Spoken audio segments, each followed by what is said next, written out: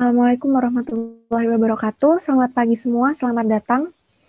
Salam Om Swastiastu, Namo Buddhaya, salam kebajikan, dan salam sejahtera untuk kita semua.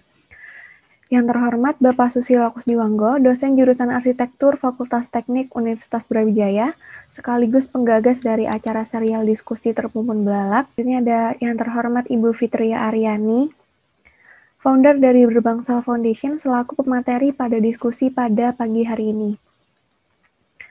Selanjutnya ada yang terhormat Bapak Priyo Pratikno, dosen dari Prodi Arsitektur Fakultas Teknik Sipil dan Perencanaan Universitas Islam Indonesia, sekaligus pemandu dari acara diskusi pada pagi hari ini. Yang terhormat Mbak Anissa Putri Fudali, selaku Ketua Himpunan Mahasiswa Arsitektur Fakultas Teknik Universitas Brawijaya. Yang terhormat teman-teman panitia sekalian, dan tak lupa yang terhormat Bapak, Ibu, Saudara-saudari undangan, dan seluruh hadirin yang telah hadir pada pagi hari ini. Alhamdulillah, puji syukur kita panjatkan karena berkat rahmatnya kita diberi kesempatan untuk menimba ilmu bersama-sama dari diskusi pada pagi hari ini, meskipun dilaksanakan secara virtual dan sedang dalam kondisi berpuasa, namun saya harap pada pagi hari ini kita semua tetap bersemangat dalam berdiskusi. Kali ini kita akan mengikuti diskusi belalak kelima dengan judul Herbert Marcuse, menjejakkan perspektif kiri baru dalam dialektika manusia, budaya, dan estetika. Untuk mempersingkat waktu, saya akan bacakan susunan rangkaian acara pada pagi hari ini. Yang pertama adalah pembukaan dan menyanyikan lagu Indonesia Raya. Yang kedua, sambutan dari Ketua Himpunan Mahasiswa Arsitektur Fakultas Teknik Universitas Brawijaya. Selanjutnya adalah pembacaan simpul-simpul belalak keempat. Kemudian acara akan dialihkan kepada kurator untuk memberikan salam pembuka dan pembacaan biodata pemandu. Kemudian ada pembukaan paparan, presentasi, dan elaborasi yang akan dipandu oleh pemandu acara dan pemateri. Lalu ada pembacaan simpul-simpul belalak kelima. Dan yang terakhir ada salam perpisahan dan penutupan. Memasuki agenda yang pertama, yaitu menyanyikan lagu Indonesia Raya. Hadirin dimohon mengikuti dengan hikmat.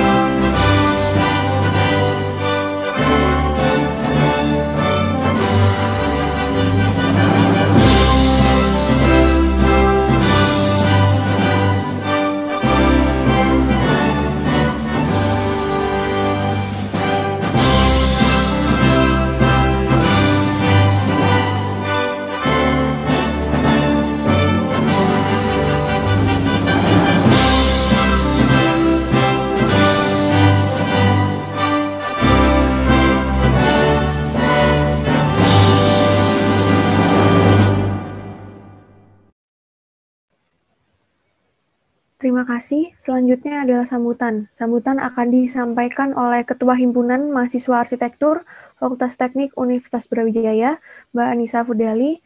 Kepada Mbak Anissa, waktu dan layar saya persilahkan. Assalamualaikum semuanya, selamat pagi. Salam sejahtera untuk kita semua.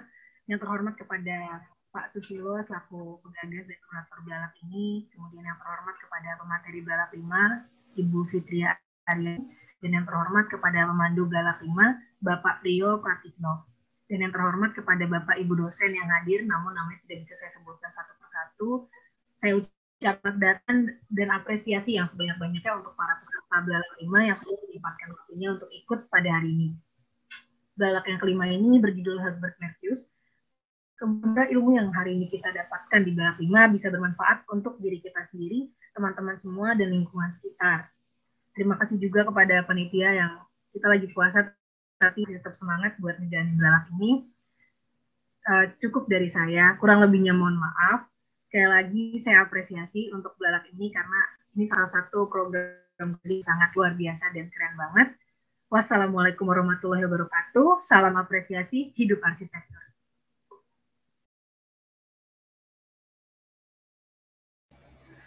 Terima kasih banyak untuk Mbak Nisa atas sambutannya. Selanjutnya akan saya bacakan simpul-simpul dari Balak keempat, yaitu desa wisata versus wisata desa, melalang ruang Nusantara. Desa wisata sebagai ruang sosial. Nah, desa wisata sebagai ruang sosial berarti desa menjadi ruang perjumpaan seluruh masyarakat desa dari yang tertua sampai yang termuda dengan wisatawan pengunjung yang memungkinkan terjadinya komunikasi dialogal. Nah, semua masyarakat dan wisatawan pengunjung terlibat aktif di dalam ruang ini sehingga terbentuk suatu ikatan dan rasa miliki yang sangat kuat. Dalam konteks inilah, proses tradisi, budaya, dan pertukaran kebudayaan dapat berlangsung. Keterlibatan dalam ruang sosial ini menjadi hal penting dalam konteks desa wisata, dengan adanya interaksi sosial antara host dan visitor yang menjadikan suatu relasi komunikasi dialogal dengan wisatawan pengunjung menjadi bagian dari masyarakat desa yang telah diterima oleh masyarakat desa tersebut. Nah, selanjutnya apa sih sebenarnya perbedaan dari desa wisata dan wisata desa? Pertama akan saya bahas dulu wisata desa. Wisata desa merupakan suatu atraksi wisata yang mengadopsi kegiatan keseharian seperti yang dilakukan di desa. Wisata desa tidak berbasis community-based tourism yang melibatkan masyarakat desa hanya sebagai pegawai, bukan sebagai pemilik. Nah, wisata desa ini tidak berkonsep live-in, tidak adanya ruang sosial seperti di desa wisata yang mengedepankan interaksi sosial kepada masyarakat, pertukaran budaya, dan experience secara holistik. Wisata desa bisa berada di kawasan pedesaan atau di kawasan perkotaan yang berupa satu klaster dimiliki oleh perorangan atau kelompok dengan pengelolaan profesional seperti PT atau CV dengan tidak melibatkan masyarakat desa sebagai bagian dari perusahaan atau unit usaha yang dilakukan. Setelah itu ada desa wisata. Nah, berbeda dengan objek wisata, pengembangan desa wisata harus memperlihatkan seluruh kawasan dan komponen ekosistem di desa, bukan hanya terfokus pada satu atraksi saja. Desa wisata memperlihatkan nilai lokal sebagai identitas diri dan identitas desa. Adanya modal sosial sebagai sumber daya yang dimiliki masyarakat seperti sikap gotong royong, guyup rukun, dan tempat selirah. Desa wisata juga menekankan pada partisipasi masyarakat, karena masyarakat adalah unsur terpenting sebagai pemilik, pelaku, dan pengelola pembangunan dan pengembangan pariwisata di desa. Pentingnya menumbuhkan semangat kewirausahaan untuk memicu perkembangan ekonomi gotong royong di desa dengan cara memanfaatkan bahan lokal dan menciptakan kreativitas produk yang pada akhirnya akan menguatkan produk lokal setempat. Dan yang terpenting, adanya rasa cukup dengan tidak mengeksploitasi secara berlebihan demi mengejar pendapatan. Demikian untuk simpul-simpul dari Balak keempat yang lalu. Selanjutnya acara akan saya alihkan kepada Bapak Susilo Kusdiwanggo selaku host untuk memberikan salam pembuka dan pembacaan biodata pemandu. Kepada Bapak Susilo, layar dan tempat saya persilakan. Silakan Pak Susilo. Baik, terima kasih Sekar. Assalamualaikum warahmatullahi wabarakatuh. Selamat pagi, salam sehat, salam sejahtera untuk semuanya, Ibu, Bapak, kolega, teman-teman, mahasiswa yang saya hormati. Terima kasih atas kehadirannya. Alhamdulillahirrahmanirrahim, kita bisa berkumpul bersama dalam diskusi daring kali ini.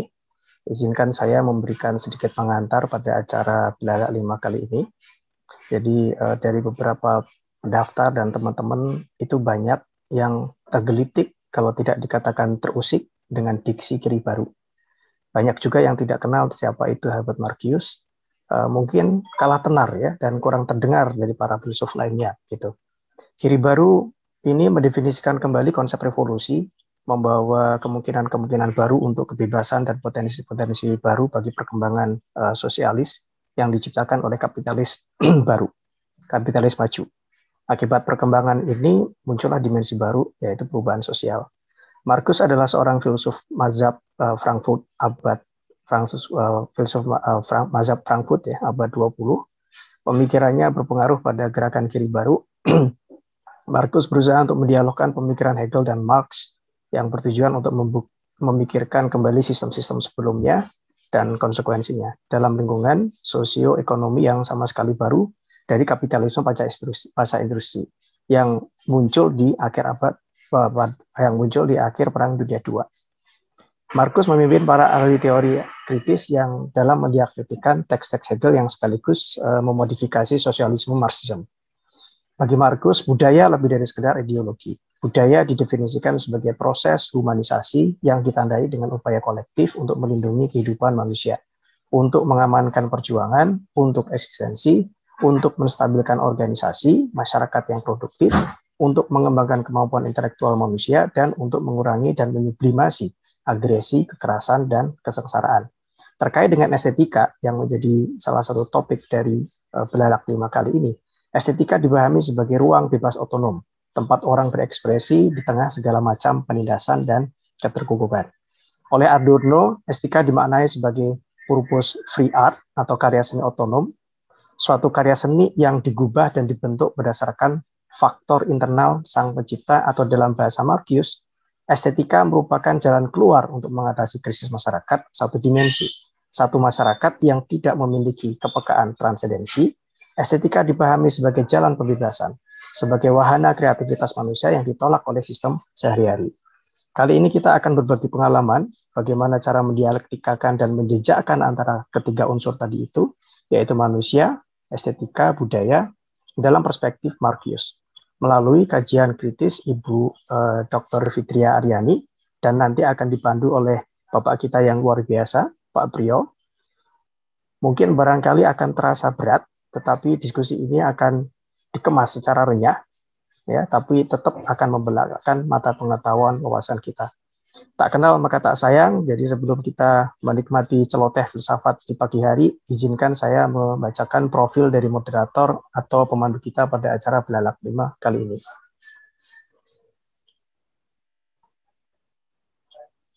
Jadi pemandu kita adalah Insinyur Priyo Pratikno.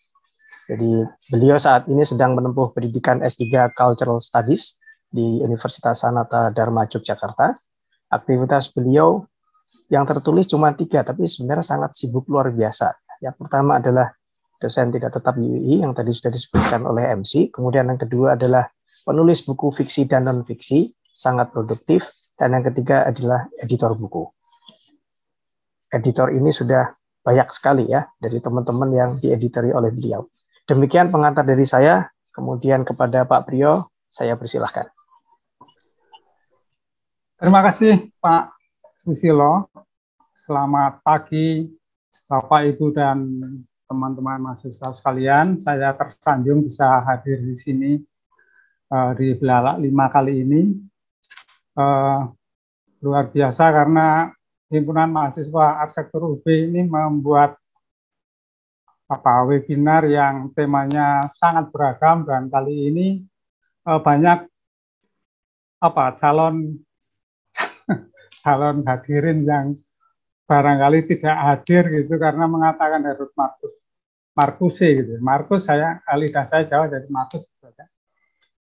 Berat. Sebetulnya tidak juga, hanya memang tokoh ini di Indonesia kurang terkenal gitu ya. Mengapa kurang terkenal? Bukan karena perguruan tinggi tidak mengekspos, tapi karena ya sistem politik kita yang menyebabkan itu. Karena kalau dirunut ke belakang, Marcus ini pemikir yang menggali pemikirannya Marx dan Hegel gitu. Dan kita tahu Marx itu di sini barang yang tidak disukai. Gitu. Walaupun penting. Kita mengenal kata UUD itu. Ada yang tahu ya UUD? Bukan undang-undang dasar. Ujung-ujungnya duit. Itu sebetulnya intisari dari filsafatnya Marx gitu. Bagaimana kelompok-kelompok sosial itu berebut kapital. Gitu. Nah, disitulah pentingnya kita membahas Marcus, dan Saya sangat apresiasi kepada Dr. Fitria Aryani, APAR, PGD, MSc. Beliau, saya pikir termasuk angkatan muda ya, yang mau mendalami filsafatnya Marcus gitu ya. Jadi nanti apa yang seperti yang disampaikan Pak Susilo tentang kiri baru gitu ya, kelompok oposisi ya, oposisi atau bukan ya, oposan saya ya, oposisi kiri baru itu berusaha membuat suasana lebih cair bahwa yang dikatakan Marcus adalah bagaimana kiri baru itu membentuk kategori dalam bentuk pemikiran kritis dan kompleksitas dan multidisiplinitas masyarakat yang cenderung berpihak. Nah, tapi sebelumnya itu nanti akan disampaikan oleh Ibu kita. Saya hanya ingin menyampaikan begini bahwa Marx tidak hanya bicara tentang kapital, dia bicara tentang zaman yang euforia dengan kemajuan teknologi, sehingga membuat satu cara pandang saja itu yang sangat ditentang, yaitu one dimensional man gitu. Ini sangat tidak menguntungkan karena pada akhirnya teknologi itu nanti akhirnya akan digunakan untuk membuat senjata, dan kita tahu kasus-kasus di Timur Tengah yang begitu runyam itu salah satu yang dulu ditentang oleh Marx. Dia bilang saya tidak suka perang, saya tidak suka senjata, gitu. Dan di mana-mana menunjukkan hal serupa. Gitu. Di Indonesia juga terjadi hal seperti itu ya. Saya tidak ingin bercerita Indonesia. Nah, sehingga dia lebih memikirkan pada dialektis yang melibatkan kemampuan mengabstraksikan persepsi dan pemikiran seseorang dari bentuk yang ada ke bentuk konsep yang lebih umum lagi. Jadi ini yang penting dari Marcus gitu, dan dia menyatakan bahwa pemikirannya itu pemikiran negatif yang menolak pemikiran-pemikiran positif. Dia adalah orang dari mazhab Frankfurt School. Oke, jadi kalau bicara Marcus tentu erat hubungannya dengan Marx, Hegel, kemudian tentu saja dengan Heidegger karena dia banyak berdiskusi dengan Heidegger. Gitu. Nah, intinya adalah bagaimana mengembangkan dan mengkonkretkan metode dialektis yang dibuat oleh para pendahulunya. Nah, secara detail nanti Ibu Ria akan menyampaikan itu lebih jauh, dan sebelum Bu Ria tampil perlu saya bacakan aktivitas beliau, dan ini juga satu hal yang menarik itu. Begitu kalau tadi saya dibilang Pak Susilo, mosok CV kok cuma 3 poin gitu ya, 3 CV-nya pendek tapi umurnya sudah panjang ya. Ini kebalikan, Bu Fitria itu masih muda tapi CV-nya panjang sekali. Dan saya yakin Ibu Bapak akan menyimak dengan baik karena luar biasa. Jadi beliau lulus doktor dari Universitas Filsafat Universitas Indonesia. Aktivitasnya CEO atau founder Yayasan Berbangsa, kedua wakil bidang edukasi tim percepatan pembangunan desa wisata, kemudian ketiga ketua tim percepatan pengembangan pedesaan dan perkotaan Kementerian Pariwisata, 4 staf ahli Dinas Pariwisata Kebudayaan DKI, 5 researcher interest group leader, kemudian sekarang masih menjabat ketua jurusan S1 Pariwisata di Universitas Bina Nusantara. Aktivitas ketujuh adalah beliau ketua jurusan, waduh ini ya ketua jurusan ya dosen itu. Banyak dong gajinya.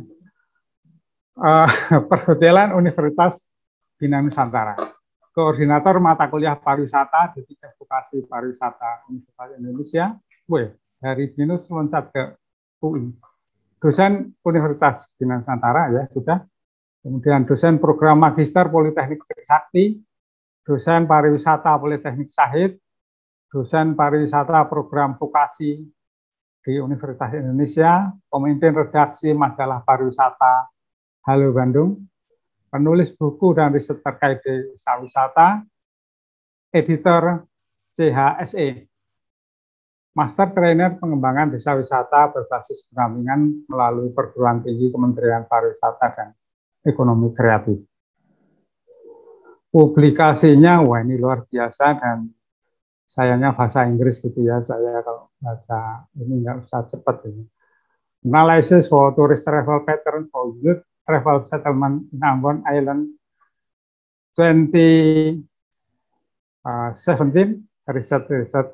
Tourist Research Journal. From Hero to Hero, Patriot Desa Wisata, tahun yang sama, Kementerian Pariwisata Republik Indonesia, Desain Strategi, Rencana Aksi Desa Adat Tenganan, Karangasem, Bali, Kementerian Pariwisata, Desain Strategi, Rencana Aksi Kawasan Danau Toba, kemudian Pedoman Wisata, Pedesaan Ramah Anak, Kementerian Peranan Perempuan dan Anak. Pedoman Pengembangan Desa Wisata tahun 2019 Kementerian Pariwisata Republik Indonesia. Kemudian silakan Anda sambil membayangkan gitu ya, saya lanjutkan saja. Bali Tourism and Consumerism 2015 Advanced Science Letters. Deep Ecology as an Environmental Ethic for Developing Sustainable Tourism 2016 Heritage Culture and Society, Research Agenda and Best Practices in the Hospitality and Tourism Industry. Socio-cultural Impact of Tourism, Case Study Desa Tugu Puncak. Mana ini? Integrated City as a Model for New Wave Urban Tourism, TOP Conference Series, Earth and Environment Science. Implementing of consumer-driven approach to develop web-based ECAM in rural tourism. International Conference on Information Management and Technology. Achievement, ASEAN Delegates for British Council, New Found Researcher Link Workshop, tanggal sekian, Fortune Land Hotel di Vietnam. Nah, itu data beliau. Saya tidak ingin menyita waktu lagi. Saya persilahkan Ibu Fitria untuk menjelaskan gagasan-gagasan tentang Pak Markus ini. Terima kasih. Assalamualaikum warahmatullahi wabarakatuh. Selamat pagi, salam sejahtera buat kita semua. Om Swastiastu, Namo Buddhaya, salam kebajikan Bapak Ibu. Matur nuwun sangat ini untuk Pak Susilo, Pak Priyo yang luar biasa, dan ini adik-adik mahasiswa, dan terima kasih juga untuk teman-teman semua yang ikut mendengarkan atau ikut join untuk kita diskusi bareng untuk membelalakan mata tentang yang namanya Marcuse atau Marcus ya, sahabat Herbert Marcuse atau Marcus ya, kita biasa depend kita mau bicara yang mana. Oke, mohon izin kalau misalnya boleh ya, boleh sharing screen. Ya, silahkan Bu. Ya, matur nuwun. Oke, jadi ini sebentar. Jadi kalau misalnya kita bicara saat ini, kita akan bicara mengenai yang namanya pariwisata dalam perspektif one dimensional man. Jadi tadi yang sudah disampaikan oleh Pak Susilo, Pak Priyo luar biasa, tapi karena memang background Ria atau background saya sebagai pariwisata sejati, katanya hanya S3-nya melipir kok ke filsafat, tapi intinya adalah pengen menjejakkan filsafat itu bisa membumi dan bisa implementatif, terutama dalam ranah kajian pariwisata. Mudah-mudahan ini satu hal baru, walaupun sebenarnya ini studi ini sudah 2013 sebenarnya, jadi ini memang mudah-mudahan masih kekinian, tapi menarik di saat Pak Priyo bicara soal yang namanya Marcuse itu seperti apa. Karena memang sebenarnya Marcuse ini pemikiran luar biasa. Banyak sekali turunan-turunannya yang sebenarnya di kekinian yang digunakan dalam studi-studi, bisa jadi critical study, sosiologi, dan segala macam. Tapi intinya adalah kalau misalnya tadi Pak Susilo bicara soal yang namanya menjejakkan perspektif kiri baru, new left, dalam dialektika manusia, budaya, dan estetika, dan inilah Marcuse berperan penting sekali dalam hal tersebut. Nggak lama-lama, boleh langsung mungkin kita akan bicara dulu.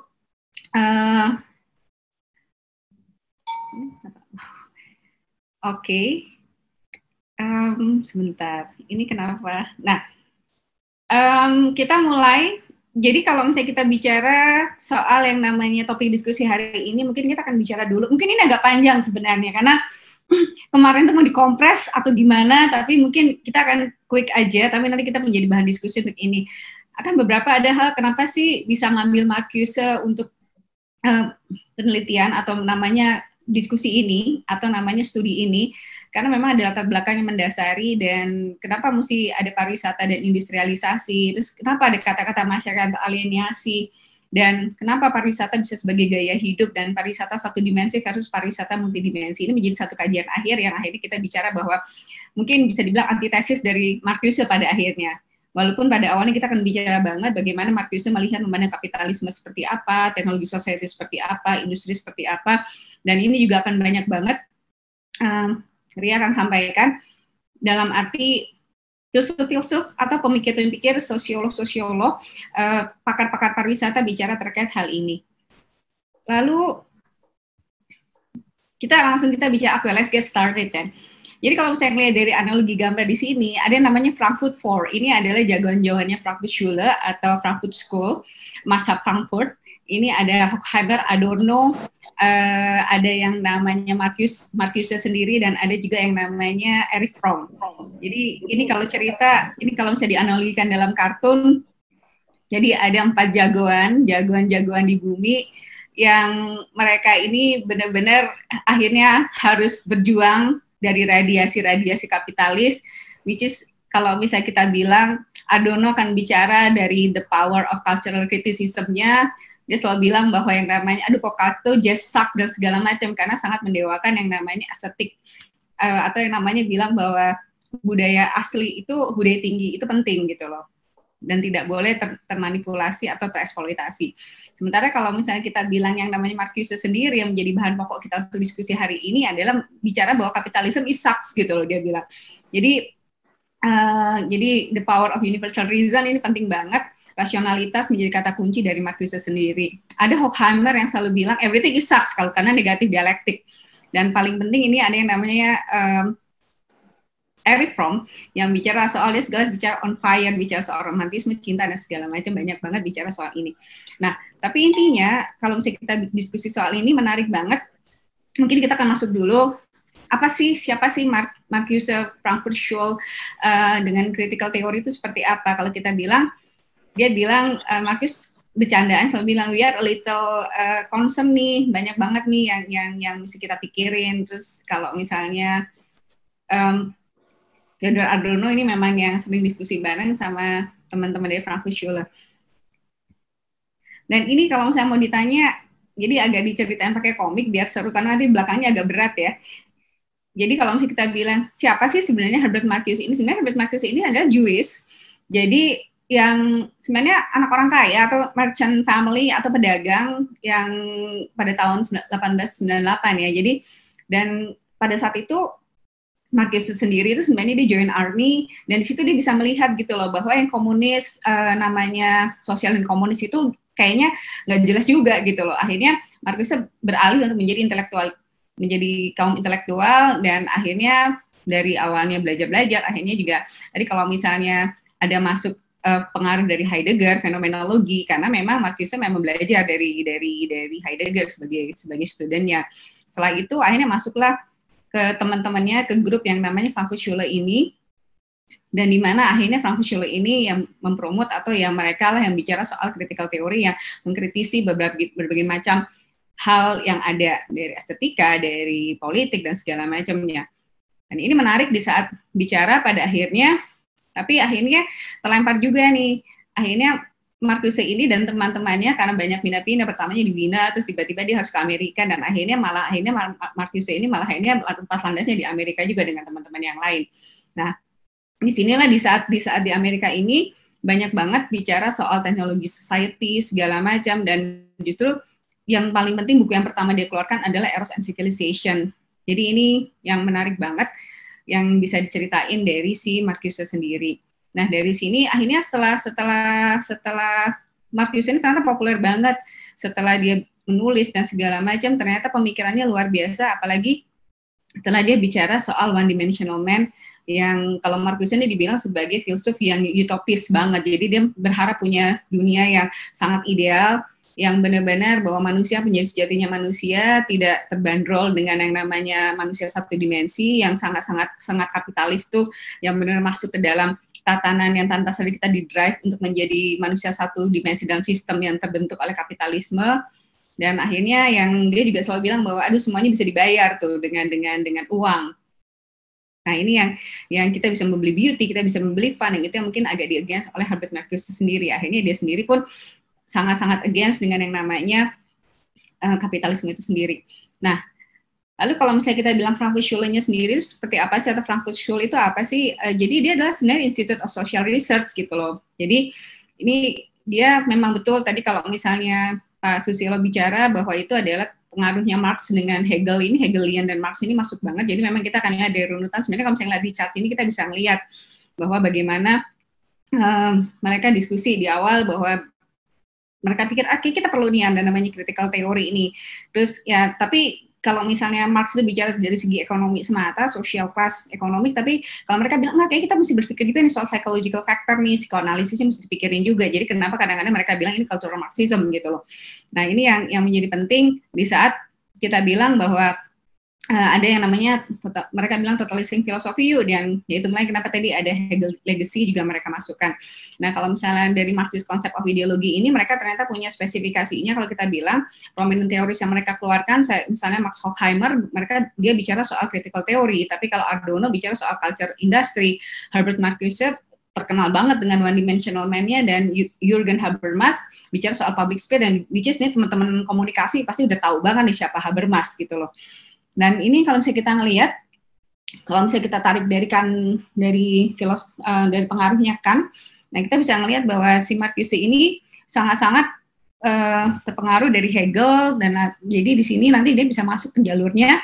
Kalau kita bisa ngelihat bahwa Marcuse ini adalah pengaruh Lenin, ikut masuk juga di sini. Jadi memang kalau kita dibilang bahwa kenapa sih kalau misalnya New Left gitu, karena memang nggak Lenin banget, tapi memang kiri berpikirnya Marcuse ini. Nah, ini yang menarik dari Marcuse ini, karena dia turunannya juga akhirnya Foucault juga melihat dia, Derrida juga akhirnya berkaca pada itu, dan akhirnya ini sebenarnya bisa dijadiin inti atau kakeknya dari postmodernisme sendiri. Nah, ini yang menjadikan Marcuse ini sebenarnya menarik. Jadi kalau misalnya tadi Pak Puryo bicara bahwa Marcuse ini kurang menarik, padahal Marcuse ini sangat menarik. Kalau di Amerika sendiri banyak banget ya kajian-kajian soal Marcuse ini sendiri, dan itu banyak banget yang bisa kita kaji. Jadi sayang sebenarnya, entahlah apa pengaruhnya, memang dia sangat kiri, tapi sebenarnya kirinya juga ya menarik gitu kalau didiskusikan. Oke, jadi mungkin itu.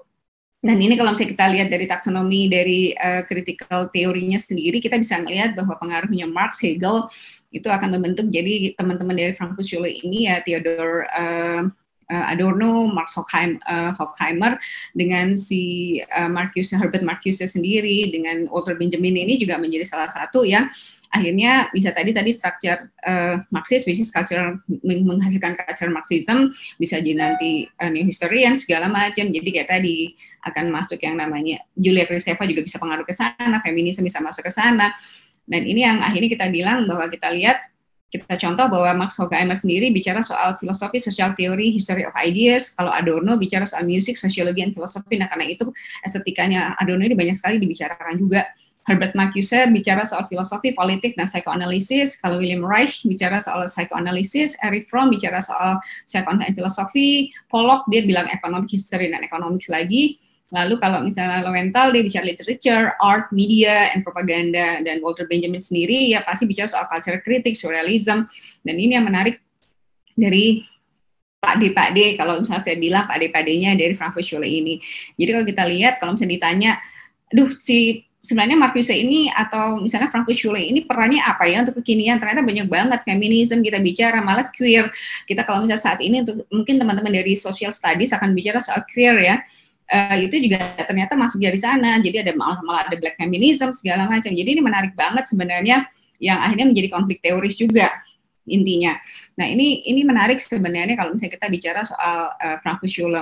Nah kalau misalnya kita lihat, kita masuk nih ke dalam bahasan yang namanya pariwisata dalam perspektif one dimensional man. Ini Pak D. Marcuse ini, kalau kita ngeliat latar belakangnya bahwa ini sebenarnya latar belakang kenapa sih ngambil bahwa pariwisata sebagai pariwisata di satu sisi sebagai pariwisata satu dimensi, tapi bisa antitesis juga produk kapitalis yang namanya binatang pariwisata ini ternyata bisa juga tidak menjadi one dimensional produk, tapi atau menjadi multidimensi juga. Jadi kalau kita lihat sebenarnya pariwisata itu sebenarnya satu cara manusia untuk memanfaatkan waktu luangnya, kegiatan waktu luang manusia, bentuk aktivitas manusia, pergerakan dari tempat ke tempat lain. Jadi intinya sebenarnya pariwisata ini sangat-sangat bisa untuk yang namanya kita learning, culture encounter dan segala macam. Dan sebenarnya kalau misalnya kita lihat, tapi ini pada waktu ini dan sampai sekarang pun masih ada beberapa yang bilang bahwa pariwisata ini hanya dimensi ekonomi semata. Jadi kalau kita bilang isu yang berkembang dari era revolusi industri itu kadang-kadang masih berpikir bahwa pariwisata ini adalah money. Nah, inilah awalnya jadi kapitalisme ini terbentuknya dimensi industri dan pada kepentingan ekonomis. Nah, ini akhirnya kenapa kalau dibilang bahwa pariwisata ini adalah anti kapitalisme atau anak dari kapitalisme itu sendiri. Dan pada akhirnya ilmu pengetahuan, teknologi ini akhirnya sangat-sangat membombardir ya kapitalisme klasik. Jadi terang banget nih untuk kapitalisme kontemporer untuk membuka ranah industri, which is dengan adanya revolusi industri, dan pada akhirnya pun pariwisata juga muncul sebagai industri kebutuhan manusia, immaterial good tadi, yang non-materi. Nah, dan celakanya, karena udah dimobili dengan teknologi dan akhirnya terbentuk dari sistem kapitalistik tadi, ternyata conspicuous consumption, kalau kita bicara dari Veblen, itu ternyata bisa membombardir juga pariwisata pada akhirnya dan pada akhirnya pariwisata di era pasca industri ini didominasi oleh konsumsi sebagai gaya hidup secara mendasar dari identitas manusia sendiri. Jadi kadang-kadang tuh kalau kita lihat manusia itu jadi teralienasi. Jadi sebenarnya harusnya pariwisata itu sebagai salah satu fulfillment experience, tapi malah menjadi teralienasi menjadi satu dimensi yang dia terdrive oleh advertising dan segala macam. Yang jebakan wisata massal ini sebenarnya menjadi kata kunci akhirnya kenapa dibilang bahwa pariwisata bisa sangat menjadi satu dimensi. Nah, melihat dari hal ini akhirnya pemikiran kritis diperlukan. Nah, kenapa saya ambilnya adalah critical theory atau critical thinking atau mengambil dari masa Frankfurt, karena memang berpikir bahwa ya pariwisata yang ini mesti dikritisi. Ini kayaknya mungkin nggak sih sebenarnya bahwa pariwisata itu bisa kita lihat sebagai salah satu yang namanya kita lihat sebagai salah satu yang sangat bisa berkembang dengan baik. Nah, inilah yang mungkin menjadi bahan kajian bahwa pariwisata sebagai satu dimensi kita bisa balikkan menjadi pariwisata multidimensi itu seperti apa? Karena harfiahnya pariwisata harusnya menjadi multidimensi bukan satu dimensi. Nah, ini alasan teori Marcuse ini sendiri. Kalau kita ngelihat, kita pertama bilang bahwa teori kritis macam Frankfurt ini tadi yang saya sudah sampaikan, yang saya sudah sharekan tadi bahwa ya memang teori kritis ini menjadi salah satu andalan untuk kita bisa berdiskusi atau menelaah terkait hal ini. Nah, rasionalitas teknologis, manusia berorientasi tunggal pada kekuasaan teknokratis atau lingkungan dan alam jadi kata kunci. Dan Adorno melihat bahwa masifikasi gaya hidup yang dangkal, iklan persuasif, manipulatif, psikologis, nah ini akhirnya mereduksi manusia menjadi satu dimensi, jika kekuasaan yang mampu memberinya kesenangan belaka. Dan kalau misalnya kita bilang bahwa Marcuse sebagai tokoh teori kritis dari Frankfurt Schule ini, menganalisa permasalahan dan penelitian yang diangkat pada sifat totaliter masyarakat industri maju. Jadi bahwa teknologi itu harusnya bersifat netral dan ternyata tidak bisa diterima saat ini karena kadang-kadang kita menjadi budak teknologi pada akhirnya. Jadi suatu sistem dominasi yang sudah bekerja dalam konsep dan konstruksi teknik yang secara a priori menemukan tuntutannya sendiri tanpa kita sadar kita masuk dan terjebak dalam hal itu. Dan inilah yang akhirnya Marcuse melihat bahwa ini nih gara-gara kapitalis nih yang ruang bagi masyarakat modern jadi mereka yang harusnya bisa di luar sistem jadi dirinya sendiri ternyata nggak bisa nih karena mereka terbelenggu dengan janji-janji kemapanan, kenyamanan, kebutuhan-kebutuhan palsu dan akhirnya tergiring dan menyerahkan diri secara sukarela dalam sistem yang dibuat oleh kapitalis itu sendiri. Nah, sangat kapitalis yang tengah menggurita dalam kebudayaan kontemporer ini akhirnya merusak logika berpikirnya manusia, yang which is kita harusnya bisa multidimensi, kita bisa menjadi diri sendiri, kita bisa memilih sesuai dengan hati, tapi ternyata tanpa sadar hati kita sudah didrive oleh ya jerat-jerat kapitalis itu sendiri. Segala sesuatu dimaterialkan, jadi segala sesuatu ada harganya, pricing gitu loh, tagline, jadi tag dengan price dan segala macam. Nah, ideologi akal budi akhirnya terjebak nih, kita terjebak dalam kebenaran-kebenaran palsu dari rasionalitas teknologis yang dibangun gitu loh. Dan akhirnya menciptakan instrumen yang akhirnya kita tuh udah kita ngikut aja deh, kayak ada konduktor yang kita ngikutin ya, nyanyi A, B, B gitu loh. Nah pada saat itulah tanpa sadar bahwa kita sebenarnya terasing dengan dirinya sendiri, terasing dengan alam, karena kita hanya bisa dengan satu, ya mungkin contohnya nih, di saat kita udah pegang handphone, kita lupa semuanya tanpa sadar, kita udah menjadi satu macam dimensi yang sangat, teknologi itu menjadi hal penting yang kita tidak bisa lepas, padahal kalau misalnya kita nggak pakai handphone, nggak mati juga gitu ya, tapi kan intinya sekarang ini kita nggak bisa tuh lepas handphone, atau kadang-kadang misalnya, waduh kalau nggak baca WA sehari, jadi kayaknya udah mumet gitu loh. Nah ini sebenarnya yang dibilang Marcuse bahwa sebenarnya kita tuh menjadi budak kapitalis atau budak teknologi yang didrive oleh kapitalis sendiri. Nah, ini akhirnya kalau misalnya kita bicara ke pariwisata lagi atau bicara produk, karena pariwisata menjadi satu produk industri dan konsumsi juga gitu loh. Jadi bahwa manusia itu bukan hanya pada akhirnya tidak hanya mengapresiasi hasil karya manusia, tapi karena lihat produk itulah dia merasa dia mampu membeli dan dia merasa bahwa oke, saya bisa membeli produk karya manusia yang sebenarnya ada yang nggak bisa dibeli juga.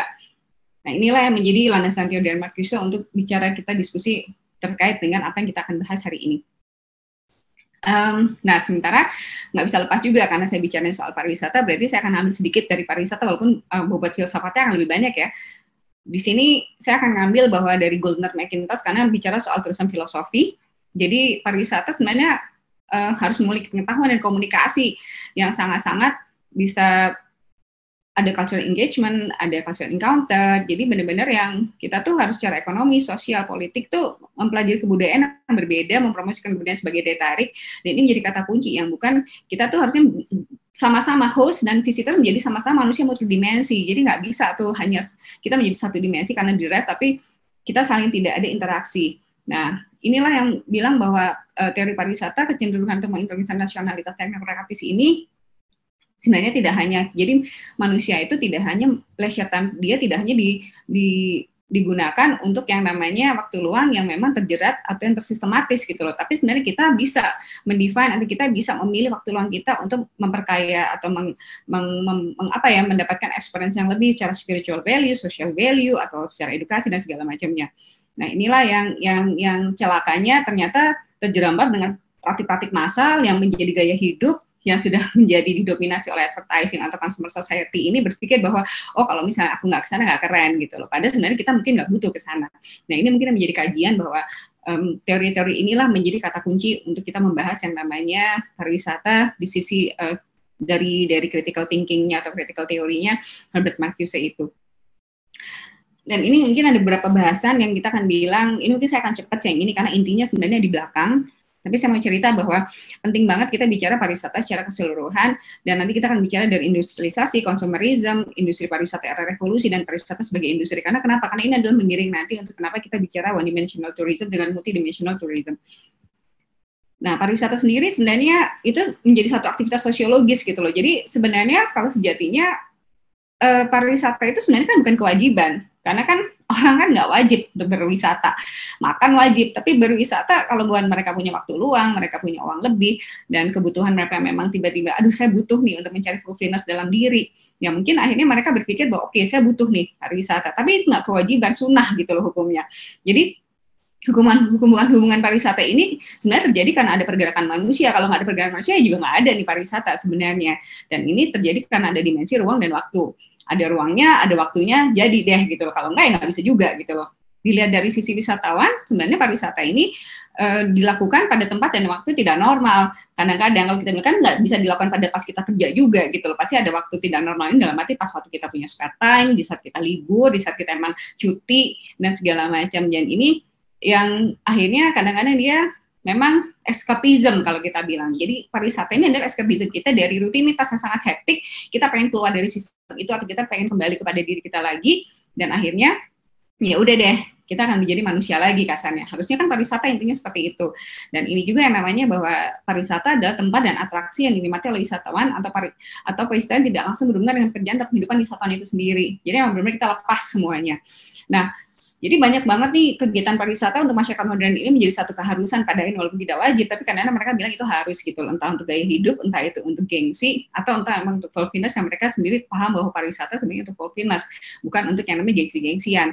Nah, dan ini kadang-kadang yang celakanya saat ini tuh yang tadi kalau misalnya kita bilang pariwisata satu dimensi, destinasi wisata yang dikunjungi itu kadang-kala dipilih berdasarkan khayalan semata atau fantasi, karena gambar-gambar destinasi wah kayaknya menarik, iklan-iklan yang membobardir dan katanya waduh ini pasti cakep banget, dan aduh kalau nggak ke sana fantasi citra, kalau nggak ke sana kita nggak keren gitu loh. Jadi ini yang jadi sebenarnya hal-hal yang menjadi kata kunci bahwa inilah yang membahayakan bahwa kita tuh hanya terdrive oleh konsep-konsep jerat-jerat kapitalis itu sendiri gitu loh. Dan ini yang harusnya kita bilang bahwa extraordinary travel gitu lah, atau perjalanan kita harusnya menjadi satu yang sangat luar biasa. Akhirnya yang luar biasa itu tidak masuk ke dalam hati kita atau ke dalam jiwa kita, karena sebenarnya kita butuhkan apa tidak menjadi yang kita butuhkan, tapi hanya keinginan untuk menjadi orang yang terkenal, untuk bisa apa ya kita bilang bisa jadi aksi di medsos misalnya, which is sebenarnya itu mungkin kalau misalnya Marcus bilang itu nggak penting gitu loh. Nah ini menjadi kata kunci dari bahasan kita sebenarnya. Nah, pariwisata berkait kehidupan manusia, penting nggak sih sebenarnya pendobrakan egoisme manusia modern? Jadi sebenarnya kalau misalnya kita berwisata itu kita sebenarnya nggak jadi egois sebenarnya, karena kita bisa belajar, terbuka terhadap orang lain, mengakui perbedaan, keunikan masing pribadi. Jadi benar-benar konsep I and do-nya Martin Buber ini benar-benar bisa jalan gitu loh. Dan sebenarnya tujuan tertinggi dari pariwisata pengetahuan serta komunikasi yang lebih baik dengan orang-orang di negara lain. Jadi kita tuh nggak jadi cupu gitu loh, kita tuh nggak jadi nerd gitu loh. Jadi sebenarnya dengan pariwisata sendiri tanpa sadar kita sudah membuka ruang hati, ruang diri, ruang spiritual, ruang sosiologis dan segala macam. Jadi kalau misalnya menariknya adalah kita juga bisa mengedukasi diri kita, memfulfill diri kita dengan alam kosmis. Ya kita kan menjadi bagian dari mikrokosmis dari yang makrokosmis yang gede banget ini gitu loh. Beberapa negara menghubungkan pariwisata dengan kebijakan relasi kebudayaan malahan, karena pariwisata bisa menjadi salah satu kalau misalnya kita bilang menjadi salah satu apa ya kita bilang bahwa menjadi salah satu relasi atau salah satu jembatan untuk yang namanya komunikasi dengan negara lain dengan baik gitu loh. Jadi kayak mereka mengadakan konsep life-saving tourism, program pariwisata untuk pendekatan antropograf atau antropologi, keberagaman manusia, geografi. Jadi ini benar-benar yang kita menjadi salah satu hal yang inilah pentingnya pariwisata, sehingga sejatinya pariwisata itu intinya itu gitu loh. Nah, pariwisata lingkungan juga penting karena kan memang pariwisata ini kan harus yang namanya lingkungan harus asri, harus yang interaksi ke lingkungan karena kita adalah bagian dari makrokosmis yang luar biasa ini. Jadi pariwisata memang harus yang mengedepankan lingkungan juga gitu loh. Nggak bisa juga kita bilang pariwisata nggak mengedepankan lingkungan, jadi kita seenak-enaknya nginjek-nginjek rumput, kita seenaknya ngambil-ngambil, atau seenaknya kita buang-buang sampah di hutan, atau kita seenak-enaknya yang namanya daya dukungnya udah nggak bagus kita injek-injek seenaknya. Nah ini kan jadi kata kunci bahwa akhirnya mass ini harus kita ganti ke soft tourism gitu loh. Yang penting jadi akhirnya kualitas multidimensi ini nggak hanya untuk kita sendiri tapi untuk semua makrokosmis yang ada di dunia ini. Nah inilah yang menjadi kata kunci untuk itu sebenarnya. Dampak pariwisata banyak banget sebenarnya. Nah kalau misalnya kita bilang bahwa kalau Cohen bilang dampak sosial budaya dalam 10 faktor, bisa dampak pariwisata ini salah satunya bisa bilang dari keterlibatan antar masyarakat setempat dengan masyarakat luas pasti, terhadap hubungan interpersonal dengan para anggota masyarakat juga iya gitu loh.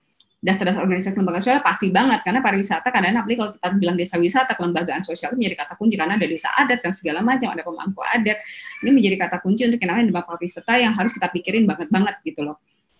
Migrasi dari dan ke daerah pariwisata, ritme kehidupan sosial masyarakatnya gimana, pola pembagian kerjanya seperti apa, nah stratifikasi dan mobilitas sosial seperti apa, pengaruh kekuasaan juga ada, dampak adat istiadat juga banyak, dan ini menjadi kata kunci bahwa dampak pariwisata menjadi kata kunci kalau kita bilang yang namanya terkait dengan yang diutarakan oleh Marcuse itu sendiri.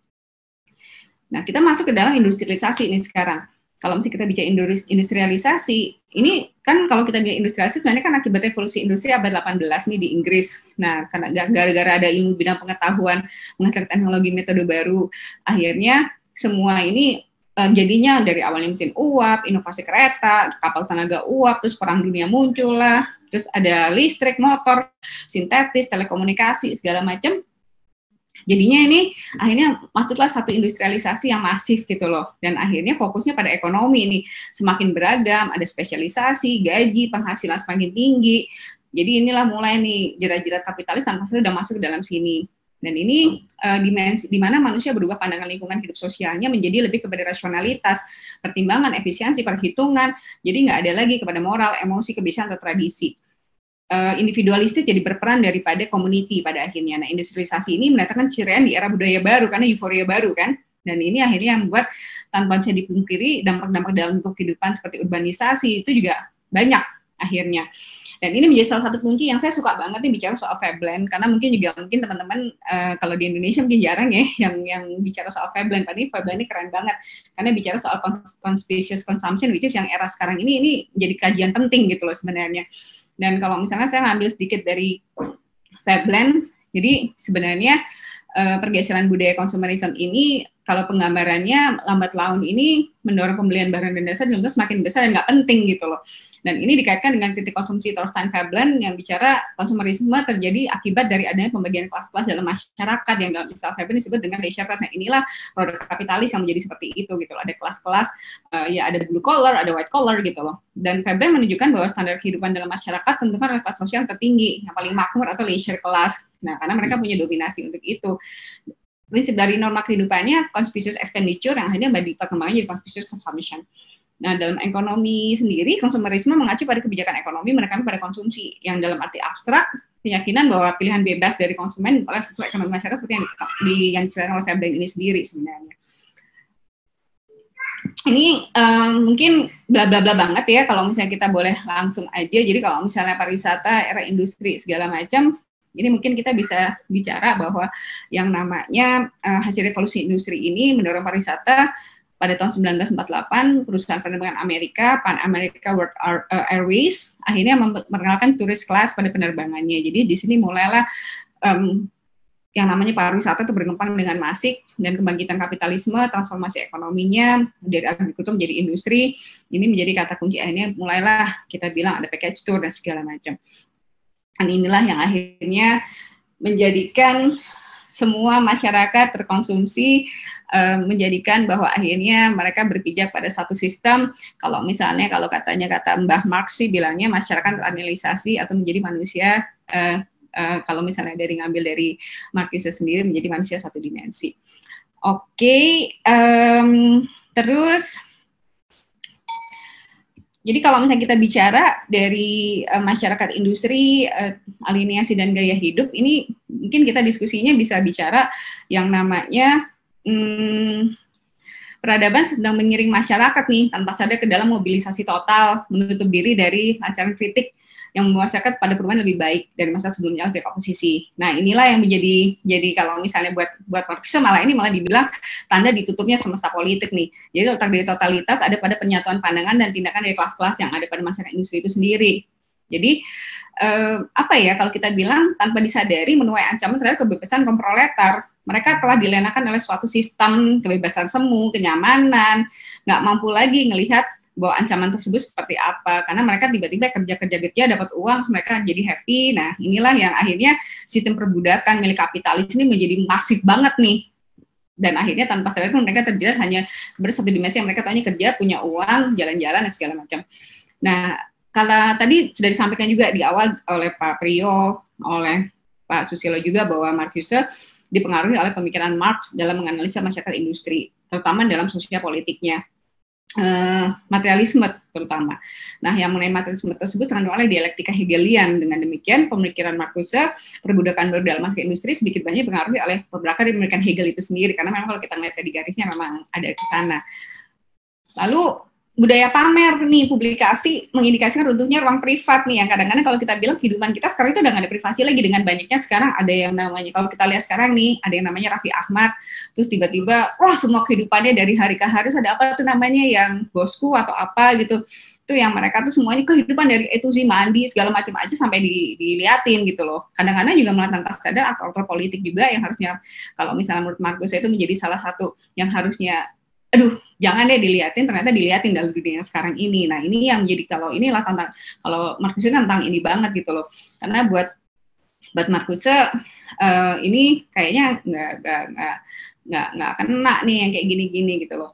Jadi tanpa sadar, nah karena inilah, jadi dengan banyaknya kebutuhan-kebutuhan kita kayak sekarang malah gosip-gosip, malah ruang pribadi menjadi ruang publik, ini yang malah menjadi industri ini, hiburan film, musik, yang sinetron lah, yang akhirnya juga kayak real life show gitu, kayak gitu-gitu. Ini fenomena sebagai salah satu berkekuasaan yang baru, kekuasaan selera dan gaya, tanpa sadar kita ke drive untuk itu gitu loh. Dengan kita melihat banyak itu, tanpa sadar kita memberikan uang banyak kepada si penguasa. Ya penguasa itu ya mereka-mereka yang bisa menjerat kita dalam sistemnya mereka, dalam blognya mereka, dalam vlognya mereka, dalam YouTube-nya mereka misalnya.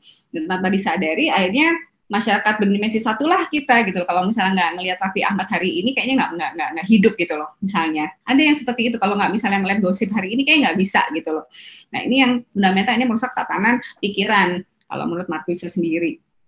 Jadi maaf Ibu, waktu masih lama, masih 10 menit, silahkan dilanjutkan.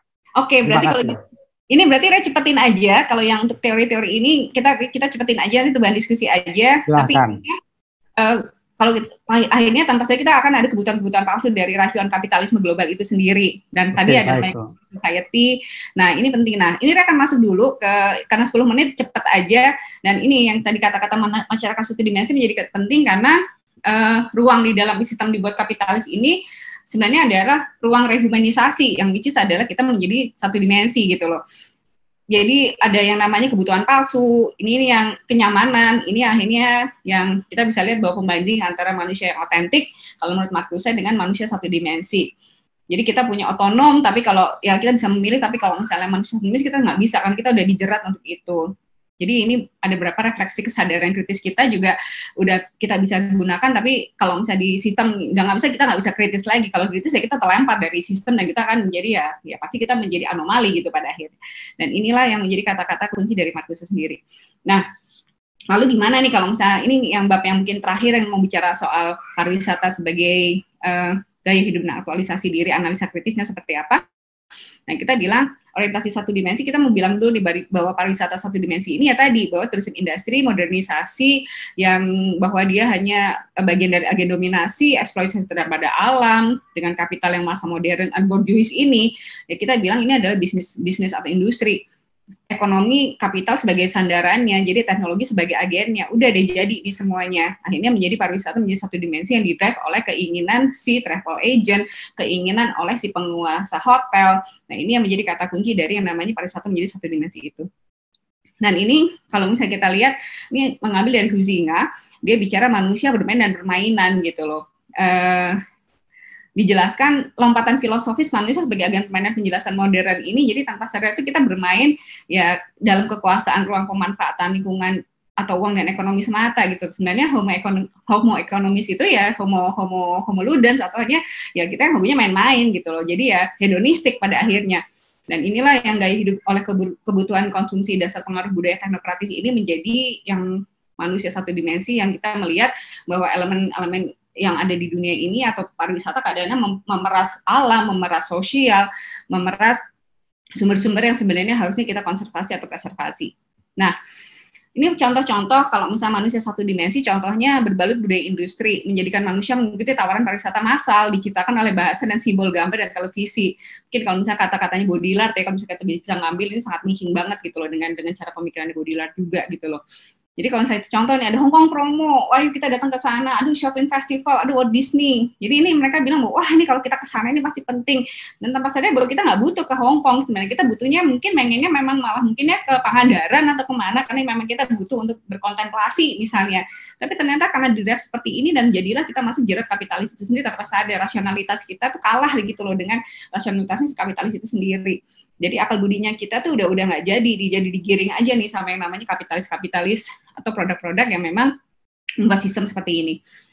Dan ini jadi citra lambang eksistensi jadi satu identitas gaya hidup, dan tanpa sadar bahwa inilah gaya hidup kita. Kalau mobilnya nggak BMW kayaknya nggak keren gitu loh. Padahal kan secara fungsi kan mobil bisa jalan yang penting. Nah inilah yang kadang-kadang gengsi, citra menjadi harga diri. Nah ini yang jadinya akhirnya realitas sejatinya manusia, which is sebenarnya itu kalau misalnya kita bilang kesadaran palsu dari si Marcuse saya bilang seperti itu.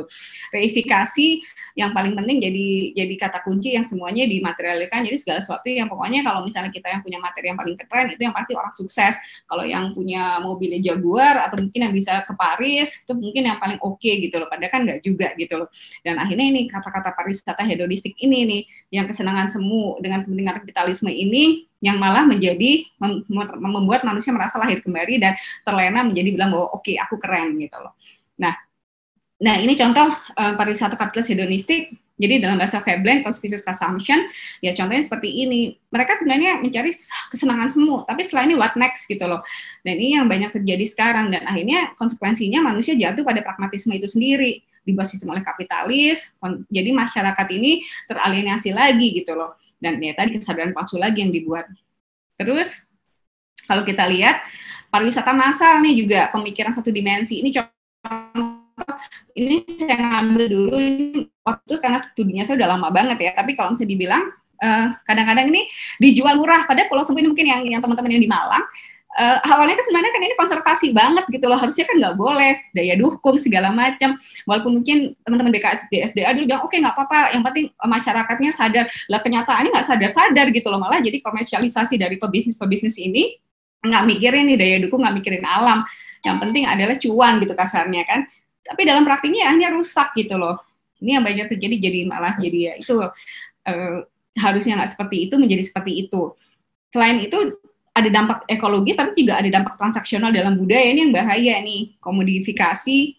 Kalau Greenwood bilang transaksional ekonomi, kriteria pasar maunya gimana, karena ada tarian-tarian sakral yang harusnya nggak boleh ditariin, karena bayarnya bisa sampai ratusan juta, jadi ditariin pada itu kan sudah nggak. Kalau misalnya kita lihat ada beberapa yang harusnya nggak boleh gitu loh, tapi kadang-kadang ya udah karena jerat-jerat kapitalis ini, rayuan-rayuan kapitalis dan semu tadi nih yang membuat akhirnya itu semua dibolehkan. Ini yang di-against sama Adorno sebenarnya. Nah, lalu ini yang paling penting karena tadi bahasan saya juga ada bicara soal di satu Bu tentang sex tourism. Jadi layanan seksual ini juga ternyata contoh utama lain dari komoditisasi pariwisata yang isunya mendapat perhatian harusnya. Jadi mengubah arti produk budaya karena udah biasa kok, udah nggak apa-apa kok, praktiknya ya oke aja gitu loh. Padahal itu belum tentu orang lokal oke gitu loh. Nah ini menjadi kata kunci buat kita semua. Terus gimana nih pariwisata berorientasi pada multidimensi?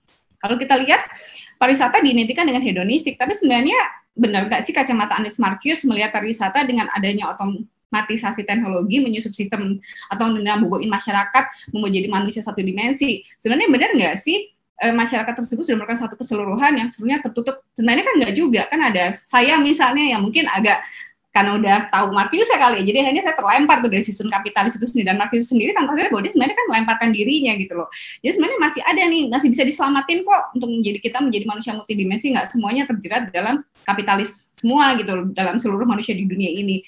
Jadi akhirnya bisa dibilang nih pembebasan diri manusia atau perbudakan lama menjadi perbudakan baru. Nah, logika komunikasi dipikirnya sama Marcuse kayaknya sama gitu, padahal sebenarnya nggak juga gitu. Nah, ini yang menjadi antitesis dari Marcuse sebenarnya. Nah, akhirnya kalau kita bilang, jadi yang dihadapin, kalau kita bilang manusia dapat aja dipaksa atau bisa untuk mengerti, tapi nggak semuanya kan tergantung dari kapasitas individu masing-masing. Membuat orang yang Marcuse menjadi dasar analisisnya tunduk, nggak semuanya tunduk gitu loh. Dan akhirnya di sini mungkin Marcuse tidak melihat bahwa keseluruhan tersebut bukan terdiri dari kaum yang berkuasa dan dikuasai aja, tapi juga ada nih kita-kita atau orang-orang yang terlempar dari sistem tersebut dan tidak termakan dari sistem tersebut, yang belum yang masing-masing bisa mematahkan opini bahwa pariwisata berbagai industri teknologi selalu menuju pada konsep pariwisata konsumtif kapitalis. Ternyata nggak juga, karena ada yang suka ke desa wisata, ada yang memang pengen kontemplasi dan memang pengen mencari kesejatian diri dengan berwisata. Nah, maaf, ini Bu, bisa diselesaikan masih? Boleh, 2 menit lagi Pak, boleh ya. Pak, 2 menit lagi. Ya, jadi ini yang pengen cerita bahwa kerangka baru dari pariwisata multidimensi ini tadi, jadi harapan baru untuk kembali pada kodratnya, kita balikin lagi pada esensi pariwisata tadi nih, menurut si Goldner tadi, bahwa pariwisata alternatif, jadi mesti ada aspek kultural, ekologi, spiritual, edukasi itu ada etnoturismnya, ada dark tourism, kita nggak pernah lupain dark tourism juga, karena penting, ini sejarah kan, ekoturism, dan ada yang namanya spiritual atau pilgrimage tourism. Nah ini menjadi kata kunci yang semuanya dibalut oleh konservasi, sustainability, community based economics dengan teknologi. Jadi ini menjadi kata kunci juga. Nah, aspek ekologis itu apa aja? Ini kita bisa bilang ada ruang lingkup, ini ada aspek ekologisnya, ada antroposentrisme, biosentrisme, ekosentrisme. Nah, ini juga menjadi kata kunci. Jadi manusia multidimensi ini kalau tadi bicara soal Martin Buber, I-Endo atau Ich-Du ini, jadi ini adalah perjumpaan dari pengetahuan dialog gitu loh. Jadi relasi kamu, aku, ini menjadi relasi utama primer subjek-subjek. Jadi bukan yang namanya ich-es atau I-it gitu loh. Nah ini menjadi kata kunci untuk pariwisata menjadi pariwisata yang multidimensi. Nah ini yang tadi kalau misalnya kita bicara soal Buber, ya ini mungkin kita akan skip aja bahwa Buber selalu bicara bahwa alam manusia spiritual being ini menjadi I-Endo, karena kita sama-sama ya tadi kita menjadi bagian dari makrokosmis yang kita menjadi mikrokosmis dalamnya. Ini multidimensi dan menjadi salah satu landasan pijak dari pemikiran salah satu yang diadaptasi dari si Martin Buber ini dari antitesisnya si Marcuse sebenarnya. Oke, dan ini aspek kultural kita juga melihat bahwa kalau kita lihat dari aspek kultural kita bisa dibilang bahwa secara hermeneutik sebagai individu yang paling benar, tapi dirinya sebagai individu yang melihat juga menerima kebenaran yang diungkap oleh budaya yang lain. Kalau Ricard bilang bicara ini ada linguistic hospitality, tapi karena kalau linguistic hospitality terlalu skop kecil, akhirnya kalau misalnya saya ramukan dalam cultural hospitality. Nah inilah yang menjadi namanya ada cultural encounter, pariwisata sebagai pertukaran budaya. Nah ini yang namanya pertukaran budaya tadi ya sama. Jadi sama-sama menyegarkan, kita sama-sama menghargai. Jadi konsep objek wisata sudah hilang harusnya. Bukan menjadi objek lagi, tapi menjadi destinasi, atraksi, menjadi subjek-subjek. Nah ini dalam pengalaman hermeneutik cultural encounter ini, ya wisatawan sebagai subjek-subjek yang penting yang untuk bisa dijalanin. Ini sih kalau aspek spiritual kita ada dari Eliade kalau bicara homo religius ini tipe manusia seperti apa. Jadi kalau kita lihat, kalau kita cepetin aja nih dari homo religius tadi, jadi pariwisata juga kita bisa sangat spiritual atau sangat kita bisa berhubungan dengan makrokosmis yang ada di dunia ini. Nah, aspek edukasi banyak banget, ekoturism salah satunya, Hessner bicara soal responsible tourism. Jadi ekowisata tanpa sadar membentuk kita menjadi pribadi-pribadi yang sangat knowledgeable dan sangat mengedukasi diri kita sendiri untuk tidak merusak alam dan sebagainya. Dan ini ya akhirnya pariwisata era industri sebagai gaya hidup multidimensi, ini menjadi kata kunci, culture encounter. Jadi yang namanya alternatif secara luas, bentuk pariwisataan yang konsisten, yang pokoknya Travis bicara pariwisata alternatif menjadi pariwisata yang penting, yang kita menafikan yang namanya dampak negatif. Jadi merupakan satu pariwisata yang benar-benar membumi dan memang tidak merusak. Inilah esensi dari pariwisata, contoh seperti community tourism, kita engagement dengan orang lokal tanpa kita menyuruh orang lokal itu menjadi diri kita dan kita berengage dengan mereka. Jadi kita yang sama-sama saling menghargai, saling membumi. Jadi itu mungkin yang kalau misalnya boleh disarikan dari hal yang kita ceritain, Pak. Kalau nggak bisa, mungkin itu sudah cukup. Ya, Pak, ya, kita diskusi lagi. Matur nuwun, thank you so much.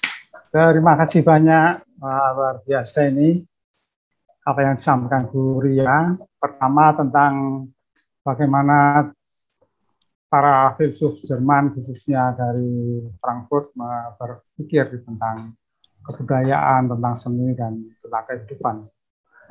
Yang kedua adalah tentang pariwisata yang ternyata multidimensi, tidak hanya urusan orang berdatangan, rekreasi dan sebagainya, dampaknya luar biasa sehingga kita ya harus memilih. Gitu.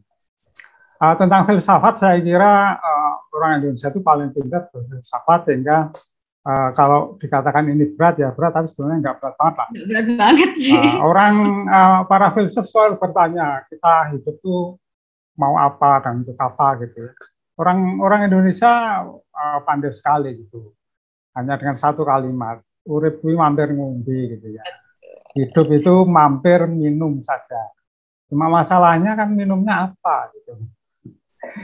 Nah, tentang pariwisata juga begitu ya.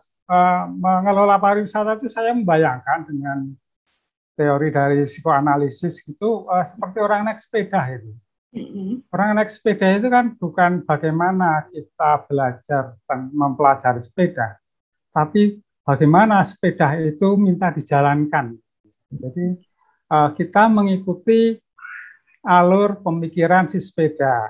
Kalau kita tidak mengikuti itu tidak jadi gitu. Pariwisata juga begitu. bagaimana kita bisa mengembangkan pariwisata, bisa menjadikan ini gaya hidup yang baik, yang tidak seperti yang dikhawatirkan Marcuse gitu.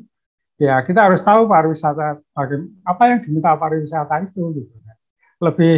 Lebih jauh lagi sebetulnya apa sih yang diminta penduduk atau masyarakat tentang pariwisata. Nah, saya kembalikan ke filsafat keseharian yang mudah. Saya yakin Ibu Bapak tidak merasa keberatan dengan yang disampaikan Bu Ria ya. Ada dua hal yang dipertanyakan dalam dunia pariwisata. Satu, siapa yang diuntungkan, dan yang kedua, siapa yang paling diuntungkan. Jadi tidak ada yang rugi harusnya, tapi siapa yang beruntung dan siapa yang paling beruntung. Kalau bisa ya masyarakat. Oke, tapi itu kan tidak gampang, sehingga tadi Pak Susilo mengatakan muncul kiri baru, betul sekali, karena kiri baru itu merupakan satu dakwaan pada masyarakat industrial yang kapitalistik. Tadi dijelaskan oleh Bu Ria bahwa tidak hanya kapitalistik ya, tapi juga komunistik juga gitu ya. Bagaimana mereka mendominasi, bagaimana mode dominasi baru dan kontrol sosial yang melampaui pikiran dan perilaku yang hanya satu dimensi itu tidak boleh gitu. Itu nampaknya akan menjadi masyarakat yang mapan, yang hanya berujung pada kapitalisme. Nah, saya ingin menyitir pendapatnya Antonio Gramsci. Ini di luar konteks, tapi Gramsci mengatakan kadang-kadang sesuatu hal itu dianggap biasa, tidak apa-apa, adil dan makmur gitu, sehingga masyarakat juga mengamini bahwa masyarakat merasa bahwa kita harus berpariwisata, kita harus menggunakan pariwisata. Nah, itu sebuah satu hal yang ditentang Gramsci, bahwa kita harus kritis bahwa sebetulnya dalam konteks apa, atau dalam bahasa saya gini, bagaimana mengomongkan pariwisata itu untuk kehidupan kita. Nah, tentu saja ini bukan masalah gampang dan bukan urusannya moderator, tapi mohon maaf, ini para hadirin diminta menyampaikan pertanyaannya kepada Bu Ria. Saya pikir lebih baik kalau ini ya open mic dan open video supaya semua bisa semua ini bisa menjadi obrolan yang nyaman gitu. Saya tadi membaca ada pertanyaannya Ibu Rosalia Rihardiani tentang, ini saya kalau ditanya saya nggak jawab ya Bu ya, Bu Ria saja nanti.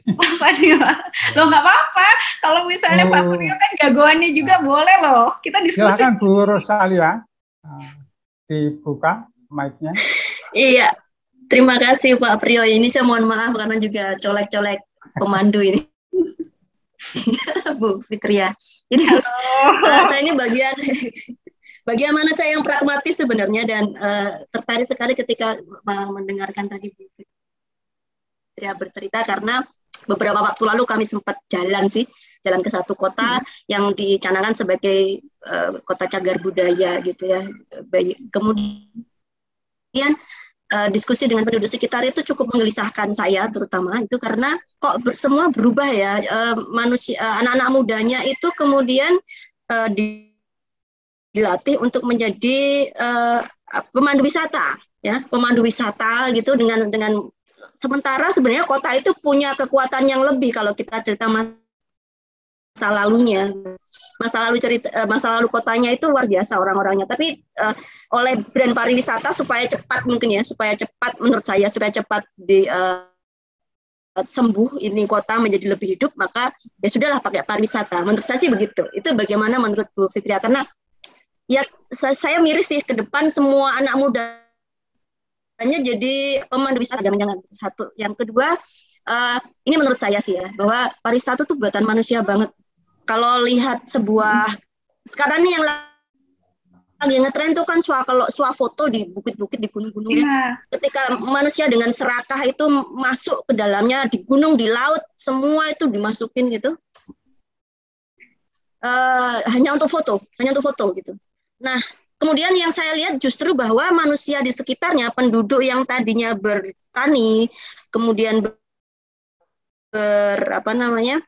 jadi nelayan dan sebagainya, lihat ternyata dengan foto aja atau dengan menciptakan lerengan untuk bisa foto di tanahnya dia itu sudah dapat duit, maka akan ada perubahan sangat signifikan di dalam tata kelola kehidupan di sekitarnya. Maka menurut saya itu adalah kehancuran peradaban kalau saya mirisnya di situ. Nah, ini saya minta pendapat Bu Fitria. Maaf Pak Priyo, saya colek-colek Pak Priyo. Boleh Bu Fitria aja yang jawab. Tanggapannya bagaimana dan bagaimana sih gitu. Makasih ya, Mas kalau pragmatis banget. Loh, enggak apa-apa, justru memang harus pragmatis. Justru kalau Ria juga memang ini pengen mendudukan filsafat menjadi sesuatu yang membumi, kita jangan di tingkat Zeus aja. Jadi ke Hercules juga harus bicara nih soal ini.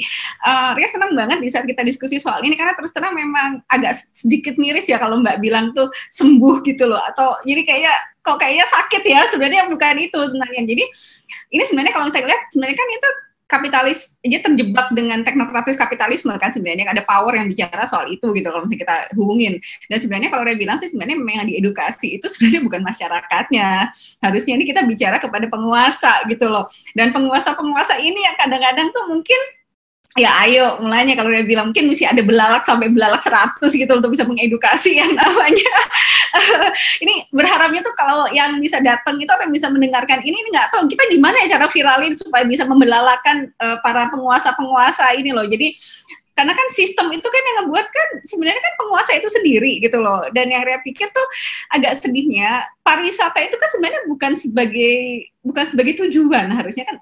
Pariwisata itu bukan sebagai akhir, tapi harusnya sebagai proses harusnya. Jadi ya nggak bisa dipaksa loh kalau misalnya semuanya harus jadi tour guide, terus nanti ada beberapa lini-lini yang mereka hilang kalau misalnya nggak ada turisnya mau gimana gitu loh. Jadi ini menjadi kata kunci sebenarnya yang sedih, dan kadang-kadang yang agak sedih juga di saat bicara soal kota sebagai cagar budaya, di saat malah termodifikasi atau terkomersialisasi oleh pariwisata yang tidak membumi tadi, celakanya malah cagar budaya jadi rusak gitu loh Mbak. Kan itu yang buat sedihnya. Kalau Ria sih bilangnya mungkin yang paling penting adalah gimana ya kalau misalnya sebuah kota itu jadi biar tidak ada kehancuran peradaban, ya otomatis mungkin yuk kita sama-sama ini kotanya mana ya, kan bupatinya kita ngobrol apa gimana gitu loh. Kayaknya penting itu untuk bicara soal ini. Kami kemarin habis ke sana soalnya nih.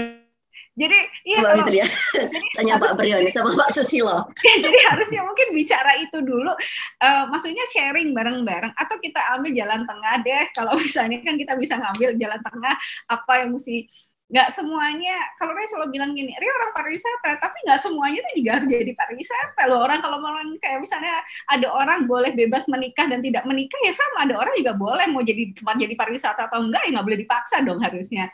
Nah ini menjadi kata kunci sebenarnya. Kalau misalnya pariwisata buatan manusia itu memang karena kan emang dibuat gitu loh, pariwisata menjadi salah satu produk sebenarnya kan, industri ya, karena namanya kan dibuat juga Mbak gitu akhirnya.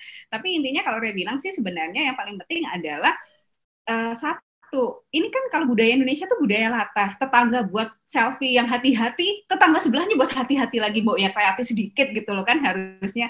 Tapi ini ternyata ya yang ujung tombaknya tadi komitmen dari atas tadi. Kalau misalnya kita bilang pemerintah sebagai CEO, ya CEO yang harus punya strategik atau punya yang namanya master plan yang keren, atau cara berpikirnya bahwa uniqueness dari masing-masing kota, uniqueness dari masing-masing tempat itu menjadi kata kunci untuk menjadi kita buat pariwisata menjadi multidimensi. Karena sejatinya kalau Ria tuh kalau misalnya disuruh selfie-selfie ya malah wegah gitu loh, maksudnya malah males injek-injek. Kayak misalnya ada satu tanaman yang bagusnya minta ampun, diinjek-injek kayak di Jogja dulu, itu kan sedih banget ngelihatnya. Jadi ini yang mungkin teredukasinya, memang ini kita sama-sama harus mengedukasi. Nah Dilalah, kalau misalnya kemarin Dilalah 4 bicara soal desa wisata, teman-teman desa wisata yang memang benar-benar paham betul dan memang benar-benar ngerti banget gitu loh bahwa tentang konsep yang namanya multidimensinya desa itu ada I&O-nya tadi.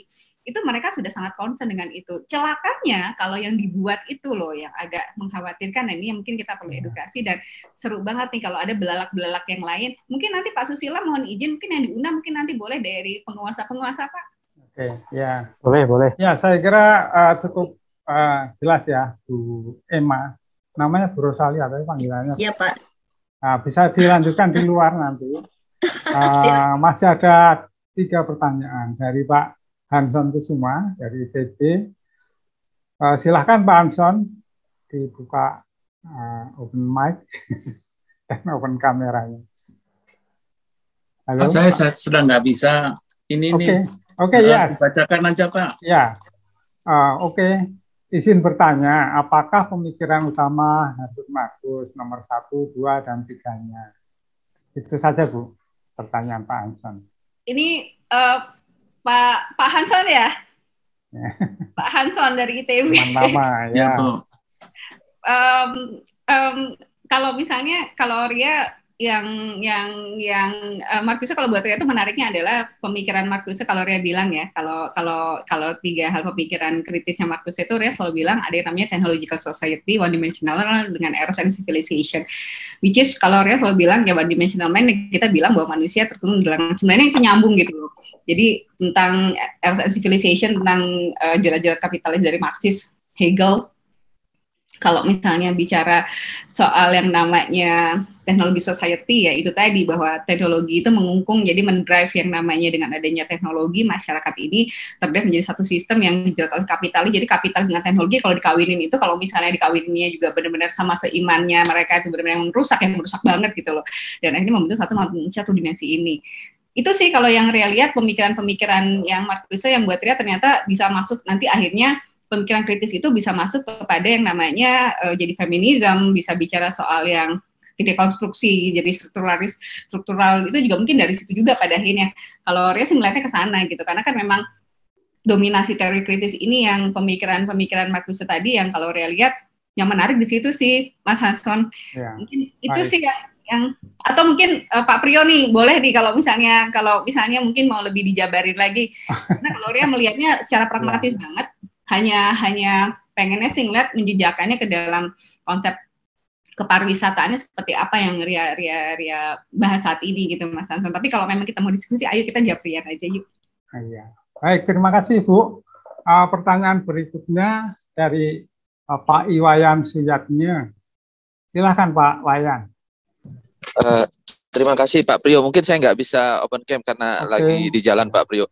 Nah, terima kasih untuk pemateri dan juga Pak Priyo.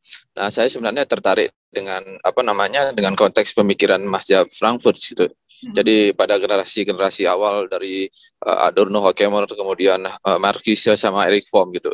Nah, menjadi menarik contoh yang disampaikan dalam konteks pariwisata. Saya pikir ini satu hal yang baru ya. Nah, justru sebenarnya yang ingin saya tanyakan, apakah kekhawatiran Mazhab Frankfurt pada generasi pertama, di mana mereka mengalami kegagalan dalam menerangkan teorinya tentang rasionalitas gitu, di mana rasionalitas yang irasional ini akhirnya terus-menerus berulang, seperti yang disampaikan oleh Adorno misalnya. Apakah kemudian Marcuse itu mampu untuk menjelaskan persoalan ini gitu?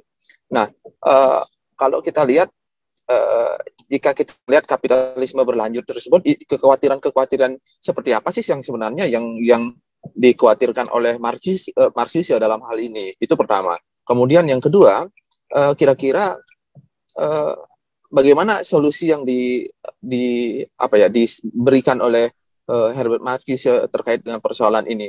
Nah, khusus terkait dengan masalah pariwisata, saya sebenarnya tergelitik juga gitu dengan pertanyaan Ibu Rosa tadi yang pertama gitu.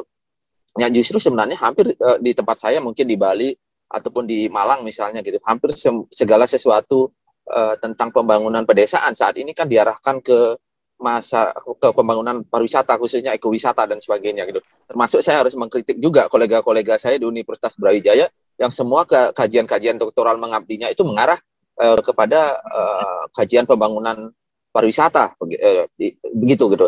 Tapi persoalan yang terjadi adalah saya tidak melihat sebenarnya ada prasyarat-prasyarat yang mendukung bahwa suatu desa itu mampu untuk diwujudkan sebagai satu kawasan ekowisata. Nah, persoalannya adalah lagi-lagi kemudian saya melihat bahwa akhirnya yang terjadi adalah segala sesuatu terkait dengan penduduk misalnya itu dipaksa dalam tanda kutip itu untuk menjadi atau menyokong pembangunan pariwisata misalnya menjadi guide dan sebagainya gitu. Nah, kira-kira dalam konteks hal yang demikian gitu, Bu untuk pemateri sebenarnya dalam konteks teori Herbert Matthews itu konteks seperti itu kan yang kira-kira dianggap sebagai one dimensional man-nya itu gitu. Saya mungkin hanya untuk mengonfirmasi masalah terakhir. Terima kasih Pak Priyo, terima kasih Pak pemateri, Ibu pemateri, terima kasih.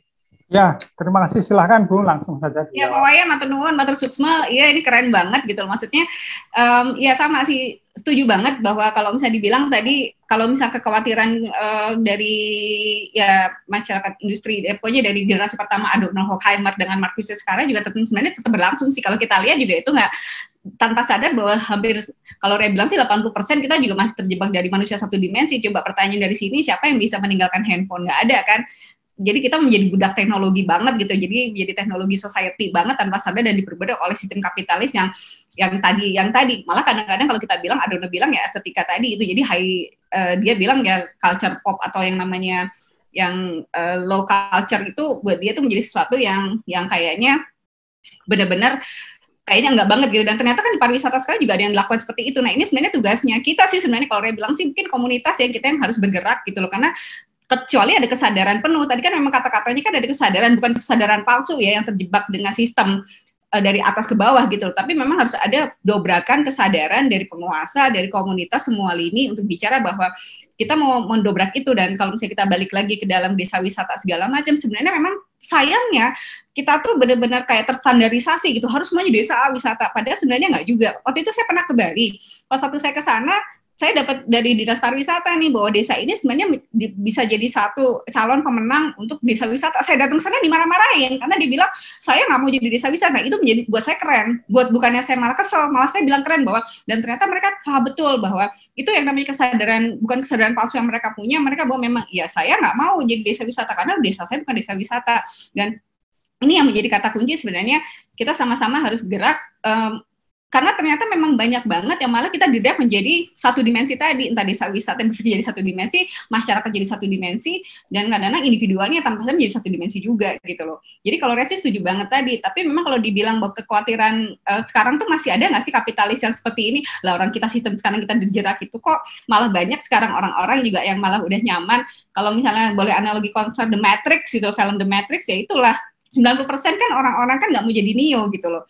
Karena kita tahu bahwa kalau kita punya kesadaran diri, nggak enak hidup itu. Tapi kalau misalnya dengan kesadaran palsu terbuai, yang kita dibuai oleh sistem, kan ada orang yang keluar dari zona nyaman. Sebenarnya kan mereka-mereka ini adalah mereka yang udah terbuai dan diperbudak oleh sistem itu sendiri. Jadi manusia satu dimensi, kalau menurut saya seperti itu sih, Pak Wayan. Nanti kita diskusi lagi deh. Mungkin itu dulu. Thank you.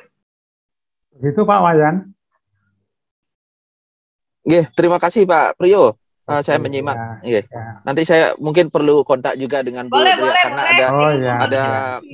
ada satu nampaknya saya butuh dokumen tentang penelitian beliau di Tenganan Pegeringsingan. Bagi saya menarik, kebetulan saya lagi riset juga di sana. Terima kasih. Ya. Oke, nanti diselesaikan di luar ya. Ada dari Ibu Edvi Gracia. Beliau memberi komentar. Sepakat Mbak Ria? Iya, jadi simulakrumnya Bodilat ini kita. Ya nanti kita diskusi soal itu. Emang bener sih, karena kan emang udah memang nggak jauh-jauh. Memang karena kan Bodilat juga ujung-ujungnya juga sebenarnya kan dari situ juga gitu loh. Ya itulah. Jadi kita dibuai oleh kesadaran advertising, bombardir dengan seperti itu. Ya kalau misalnya Mbak Evi bicara semiotik ya mungkin ya itu Bodilat akan kesana juga pada akhirnya. Jadi nanti kita ngobrol Mbak Evi. Thank you.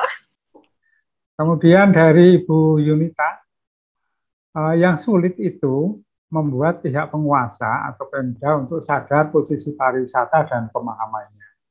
Apa komentar Ibu? Setuju. Itu tadi titipannya ke Pak Susilo mohon diundang Bupati-Bupati kita diskusi rame-rame. Karena memang yang mesti dilakukan itu sebenarnya penguasa. Minta bicara aja Bu Yunitanya. Jadi aja dari punyanya Bu Yunita loh. Ya kita catat Bu Yunita. Ya di open cam sama kamera aja. mic sama kamera Bu Yunita, Pak Priyo. Silakan Bu Yunita. Selamat siang Bu Ria, Pak Priyo. Selamat siang. Ini diskusinya menarik banget ya, dan dari diskusi terakhir yang balak 4 tuh saya diskusi banyak sama Pak Susilo, terutama tentang konservasi masyarakat adat. Ketika yang isu konservasi itu sudah bergeser ke living culture gitu ya, sudah bukan lagi living monument gitu. Sebelumnya kan hanya monumen saja dengan gaya Perancis, Itali gitu ya, yang wajah kota itu atau wajah satu kawasan itu adalah cerminan dari si penguasa. Kalau berikutnya itu kan tentang living culture, living monument, monumennya itu dihidupkan kembali. Misalnya Borobudur atau Trowulan yang sudah tidak hidup si kulturnya, dia dihidupkan lagi gitu. Nah yang terakhir itu kan yang paling sulit adalah konservasi living culture. Tempat riset saya itu kebetulan di Cigugur Kuningan. Isunya banyak sekali dengan multi dimensi yang banyak gitu. Masyarakatnya sendiri sudah heterogen, ditambah politik dan stigma ajaran sesat. Wah itu komplit banget gitu. Serius? Ya serius. Jadi ketika saya masuk pun jadi nggak aneh gitu ketika saya jalan tahu-tahu diikutin Intel gitu ya. Jadi memang yang saya lihat pemahaman tentang pariwisata besar-besaran untuk kapitalis, ketika bisa menghasilkan satu penghasilan cukup besar hanya dengan membuat satu viewing deck gitu ya, dan banyak di titik-titik situs sakral itu berubah jadi tempat-tempat viewing deck untuk Instagram gitu. Memang untuk menikmati fajar pagi hari di situ enak gitu, tapi ketika itu jadi tempat wisata jadi berbeda gitu kan, jadi dimunculkan ya tadi yang hati segitu banyak gitu ya, terus tempat untuk priwet dan sebagainya, yang saya pikir akhirnya warga sendiri tidak bisa mengakses tempat itu gitu.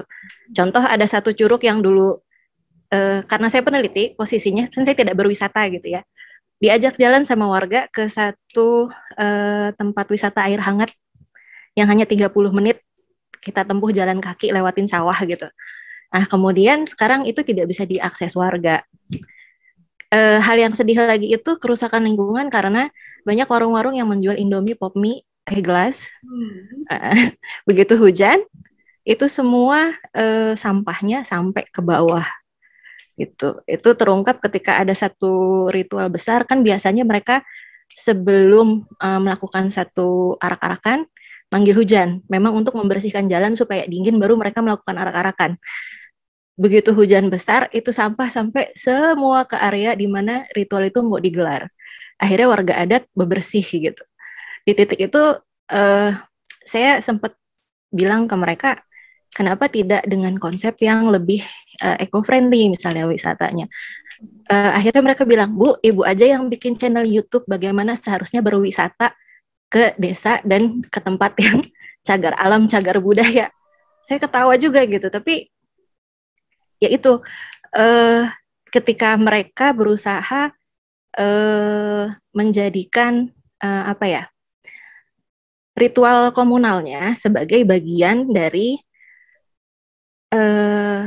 mereka bilangnya itu tontonan dan tuntunan gitu, sedangkan pemahaman pemerintah itu adalah aset budaya.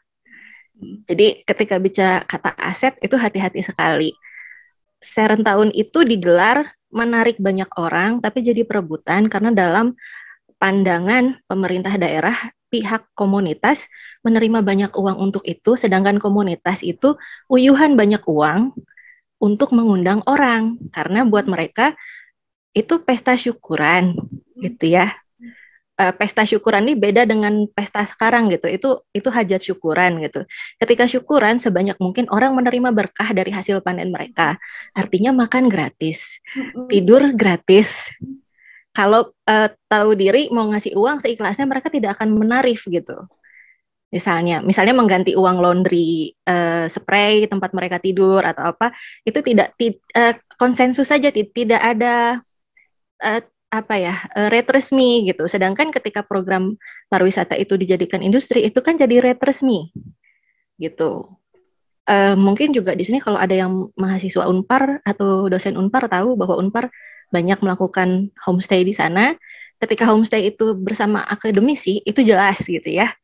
Programnya berapa yang harus diganti itu artinya bukan juga dipastikan, tapi ya tahu saja sudah merepotkan warga, ini nitip mahasiswa, pasti ada butuh ini itu tambahan di warga, sewajar itu. Tapi yang ada di pandangan pemerintah kan tidak profit gitu. Nah itu yang saya sayangkan. Begitu mereka ingin membuat satu program yang lebih sesuai dengan cara mereka dan sudut pandang mereka, muncullah stigma itu ajaran sesat, mau menyebarkan ini, mau menyebarkan itu gitu. Nah itu ngadepinnya tuh mesti gimana Mbak Ria gitu loh. Ngadepinnya karena di sini saya ngelihat akhirnya konsep desa wisata yang mereka tawarkan dengan pun konservasi saujana gitu misalnya, itu sama-sama punya pasti ada resiko kan gitu. Nah yang desa wisata itu jauh lebih beresiko, mereka bakal hancur. Sedangkan konservasi itu jauh lebih beresiko, mereka tidak bisa berkembang gitu. Sedangkan mereka harus ada di tengah itu gitu. Mohon pandangan ya Mbak Ria. Terima kasih. Mbak, kalau misalnya tadi kita memang harus ada jalan tengah sih. Jadi kadang-kadang memang ini pertanyaan yang paling penting adalah kalau misalnya udah ada konsep kayak gitu, ini sama kayak kasus di Penglipuran sebenarnya. Di Penglipuran ini kan juga di satu sisi itu kan sudah terlalu overcrowded ya kalau kita lihat. Kalau mungkin beli Wayan, Mas Wayan mungkin sudah paham betul gitu loh. Karena ini kayak Pak Mona yang di Penglipuran sendiri juga udah pusing sebenarnya. Di satu sisi juga dari adatnya sendiri sudah merasa kayak gimana, tapi satu sisi ya tadi proses mereka harus berkembang secara ekonomik. Memang akhirnya mereka juga terkenal kemana-mana. Tapi memang ada harga yang harus dibayar. Nah, pernyataan yang paling penting adalah sebenarnya kesadaran diri tadi, kesadaran kolektif sebenarnya kalau Ria lihatnya seperti itu. Tinggal kita nih, kadang-kadang tuh teman-teman di desa ini mungkin kan mereka nggak punya kesadaran kolektif ya. Mungkin kalau tadi ya malah lucunya malah udah deh Mbak aja deh yang buat video channel bagaimana berpariwisata ya, karena mereka nggak tahu know-how-nya gitu loh.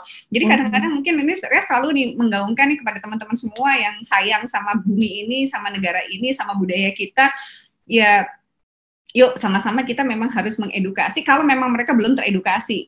Kalau memang udah teredukasi, kita ajak ngobrol supaya at least shifting paradigm mereka itu nggak benar-benar yang jadi jeglek banget. Jangan sampai mereka jadi gagap teknologi, gagap budaya, yang jadi gegar budaya pada akhirnya. Bukannya jadi bagus, malah tadi kalau misalnya tadi Mbak Rosa bilang malah jadi akan penghancuran peradaban gitu loh. Nah itu yang kalau Ria juga selalu bilang bahwa desa wisata sejatinya sih sebenarnya bagus kalau memang komitmen bersamanya itu clear and distinct, penguasanya oke. Kita membuat desa wisata yang seperti apa? Karena desa wisata pun sebenarnya bisa dibuat, karena memang walaupun itu organik atau itu adalah bottom up, tapi tetap itu dibuat, nggak bisa tiba-tiba jeglek sendiri. Itu pasti ada satu aktor di belakang untuk membangun itu gitu loh. Nah, pertanyaan paling besar kan adalah aktor ini kan harus berkoordinasi, karena kan memang desa wisata kan pastinya komunal gitu loh. Jadi kalau misalnya sebenarnya jalan tengah antara si Marcus kalau bilang kan dia juga pengennya kan komunitas yang bergerak gitu loh, society gitu loh. Nah, ini yang kesadaran penuh ini yang memang harus kita bangun bersama, Mbak. Nah, tinggal nih kalau Mbak emang sayang banget nih sama teman-teman di desa di sana, ya tinggal ngambil jalan tengahnya. Apakah memang kalau Ria sih untuk yang sakral itu sedih ya, kalau tempat sakral gitu tiba-tiba dijadikan satu lokus untuk view deck, walaupun bagus banget, harusnya kan enggak, ya mungkin kalau ada pembicaraan segala macam, ini tinggal edukasi sih sebenarnya. Ada satu lagi mungkin persuasif yang apa ya, bahasanya kita tuh emang sama orang desa kan emang kita tuh mesti nyemplung di dalam ya Mbak, mesti engage sama mereka. Ini atau ambil contoh Pak Susilo mungkin bisa cerita banyak nih yang sudah menjadi warga dari Cipta Gelar, pasti udah tahu banget sampai sama Cipta Gelar tuh malah yang protes loh Pak Susilo. Jadi kalau Ria bilang memang mesti ada, kalau orang desanya sendiri udah pasrah.com kasarnya ya kita memang yang harus teriak. Sama Korea juga ada suka teriak-teriak kok kalau misalnya ada hal yang Ria pikir ini nggak bener, ini padahal Ria sendiri harus punya kayaknya seneng ya kita bisa buat desa kita maju. Tapi maju dalam konteks apa? Maju mundur peradaban juga ngapain? Maju secara ekonomi kan nggak oke. Karena terus terang Ria selalu bilang ya kita harus menjadikan desa itu menjadi desa multidimensi yang manusianya multidimensi dan komunitasnya multidimensi. Kalau misalnya kita sekarang sustainable goals lah kasarnya kan konsepnya itu sebenarnya. Mungkin itu sih Mbak. Nanti kita boleh diskusi lebih lanjut ya. Terima kasih banyak. Selalu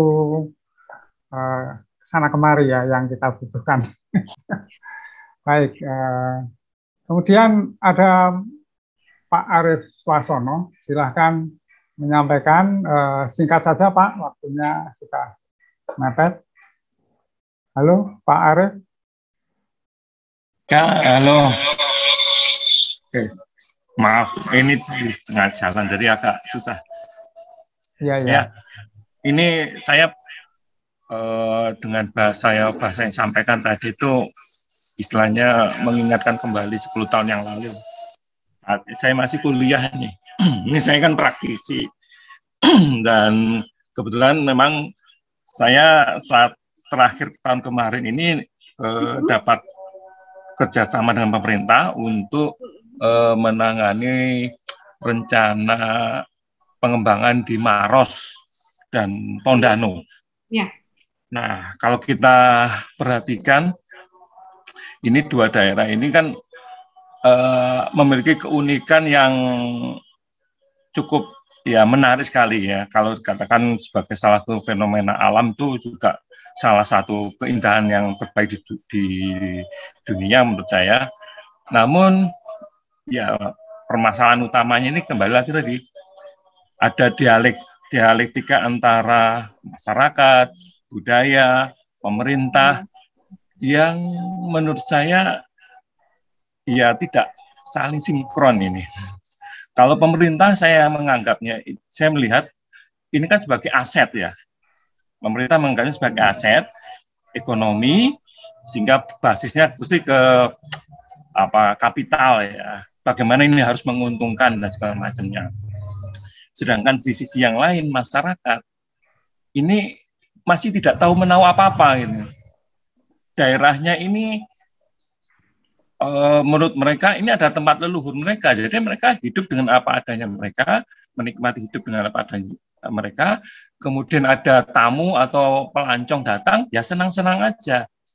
Tapi kalau lihat dari program pemerintah ini nampaknya mau diangkat menjadi ekonomikal banget. Ya khawatirnya seperti yang tadi yang Bu Ria tadi sampaikan itu. Nah ini kalau menurut Bu Ria, ini kan pemerintah juga ada pandangan pariwisata, cuman pariwisatanya ya istilahnya harus menguntungkan kan. Nah, kalau kita melihatnya kita kan harus menjaga.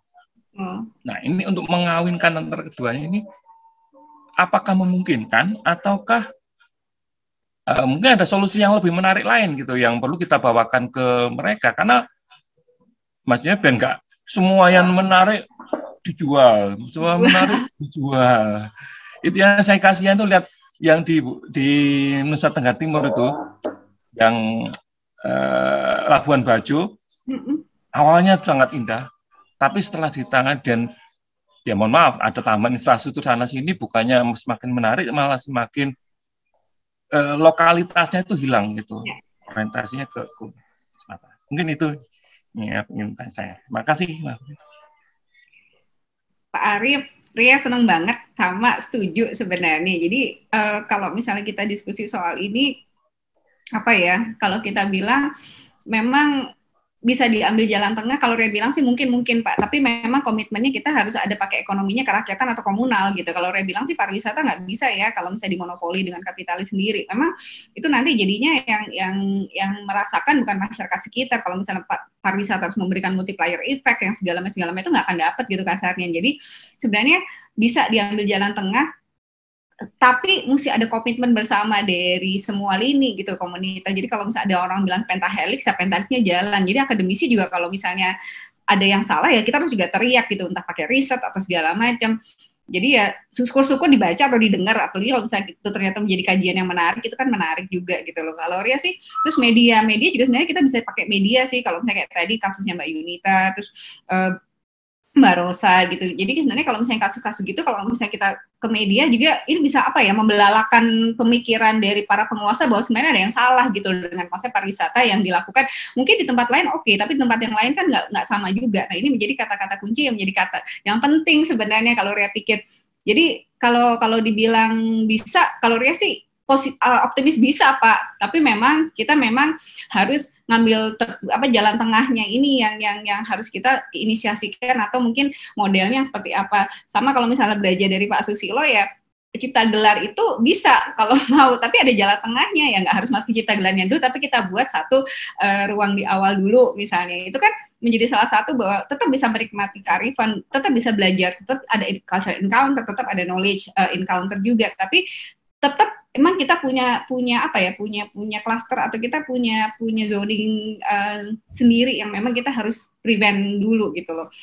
Tapi apakah secara ekonomi mereka dapat? Ya, economic value mereka pasti dapat, tapi sustainability ekonomik yang saya pikir kerakyatan ini yang berjalan. Jadi jangan hanya single yang punya investor misalnya, itu kan agak serem ya kalau misalnya lihat sekarang kan banyak banget praktek-praktek desa wisata, padahal bukan desa wisata tapi wisata desa, which is adalah si investor yang punya investor yang bermain di situ. Dan itu ya sebenarnya kita against. Ria salah satu yang against itu, bukannya nggak boleh, tapi kan memang itu kan ada pembedanya. Dan ini ya, jadi memang harus edukasi. Nah, kesalahan yang pertama, kalau Rebi bisa bilang kesalahan, teman-teman desa itu tidak tahu know-how untuk bercerita bahwa kami berbeda, karena ada engagement, ada live-in concept, dan segala macam, itu yang tidak disuarakan.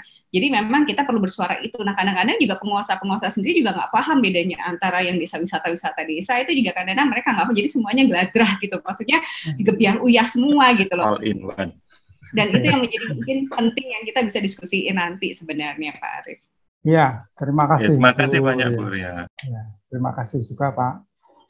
Masih ada 2 pertanyaan, tapi waktunya sudah habis.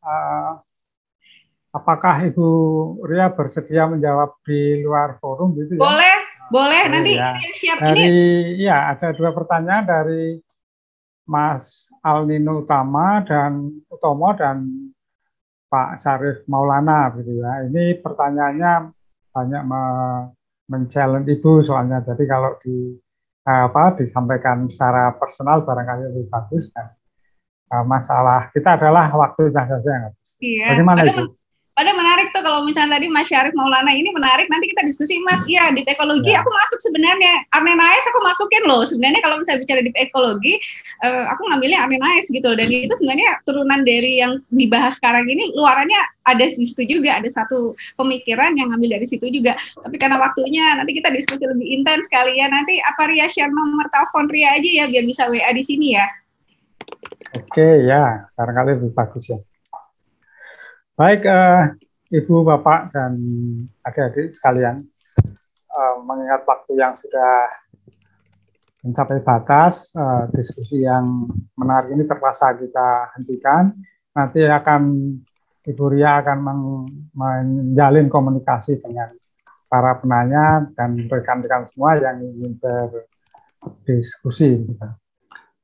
Kemudian saya sebagai pemandu, saya ingin menyampaikan semacam kesimpulan, bukan kesimpulan sebenarnya, karena kalau kesimpulan terlalu banyak gitu dan saya tidak cukup mampu untuk menyampaikan. Yang pertama adalah Herbert Marcus lebih menekankan bagaimana hal-hal seperti pariwisata itu menjadi pemikiran para stakeholder-nya, terutama masyarakat yang berada di lokasi tersebut, sehingga apa yang terjadi dengan lingkungannya terpantau oleh masyarakat.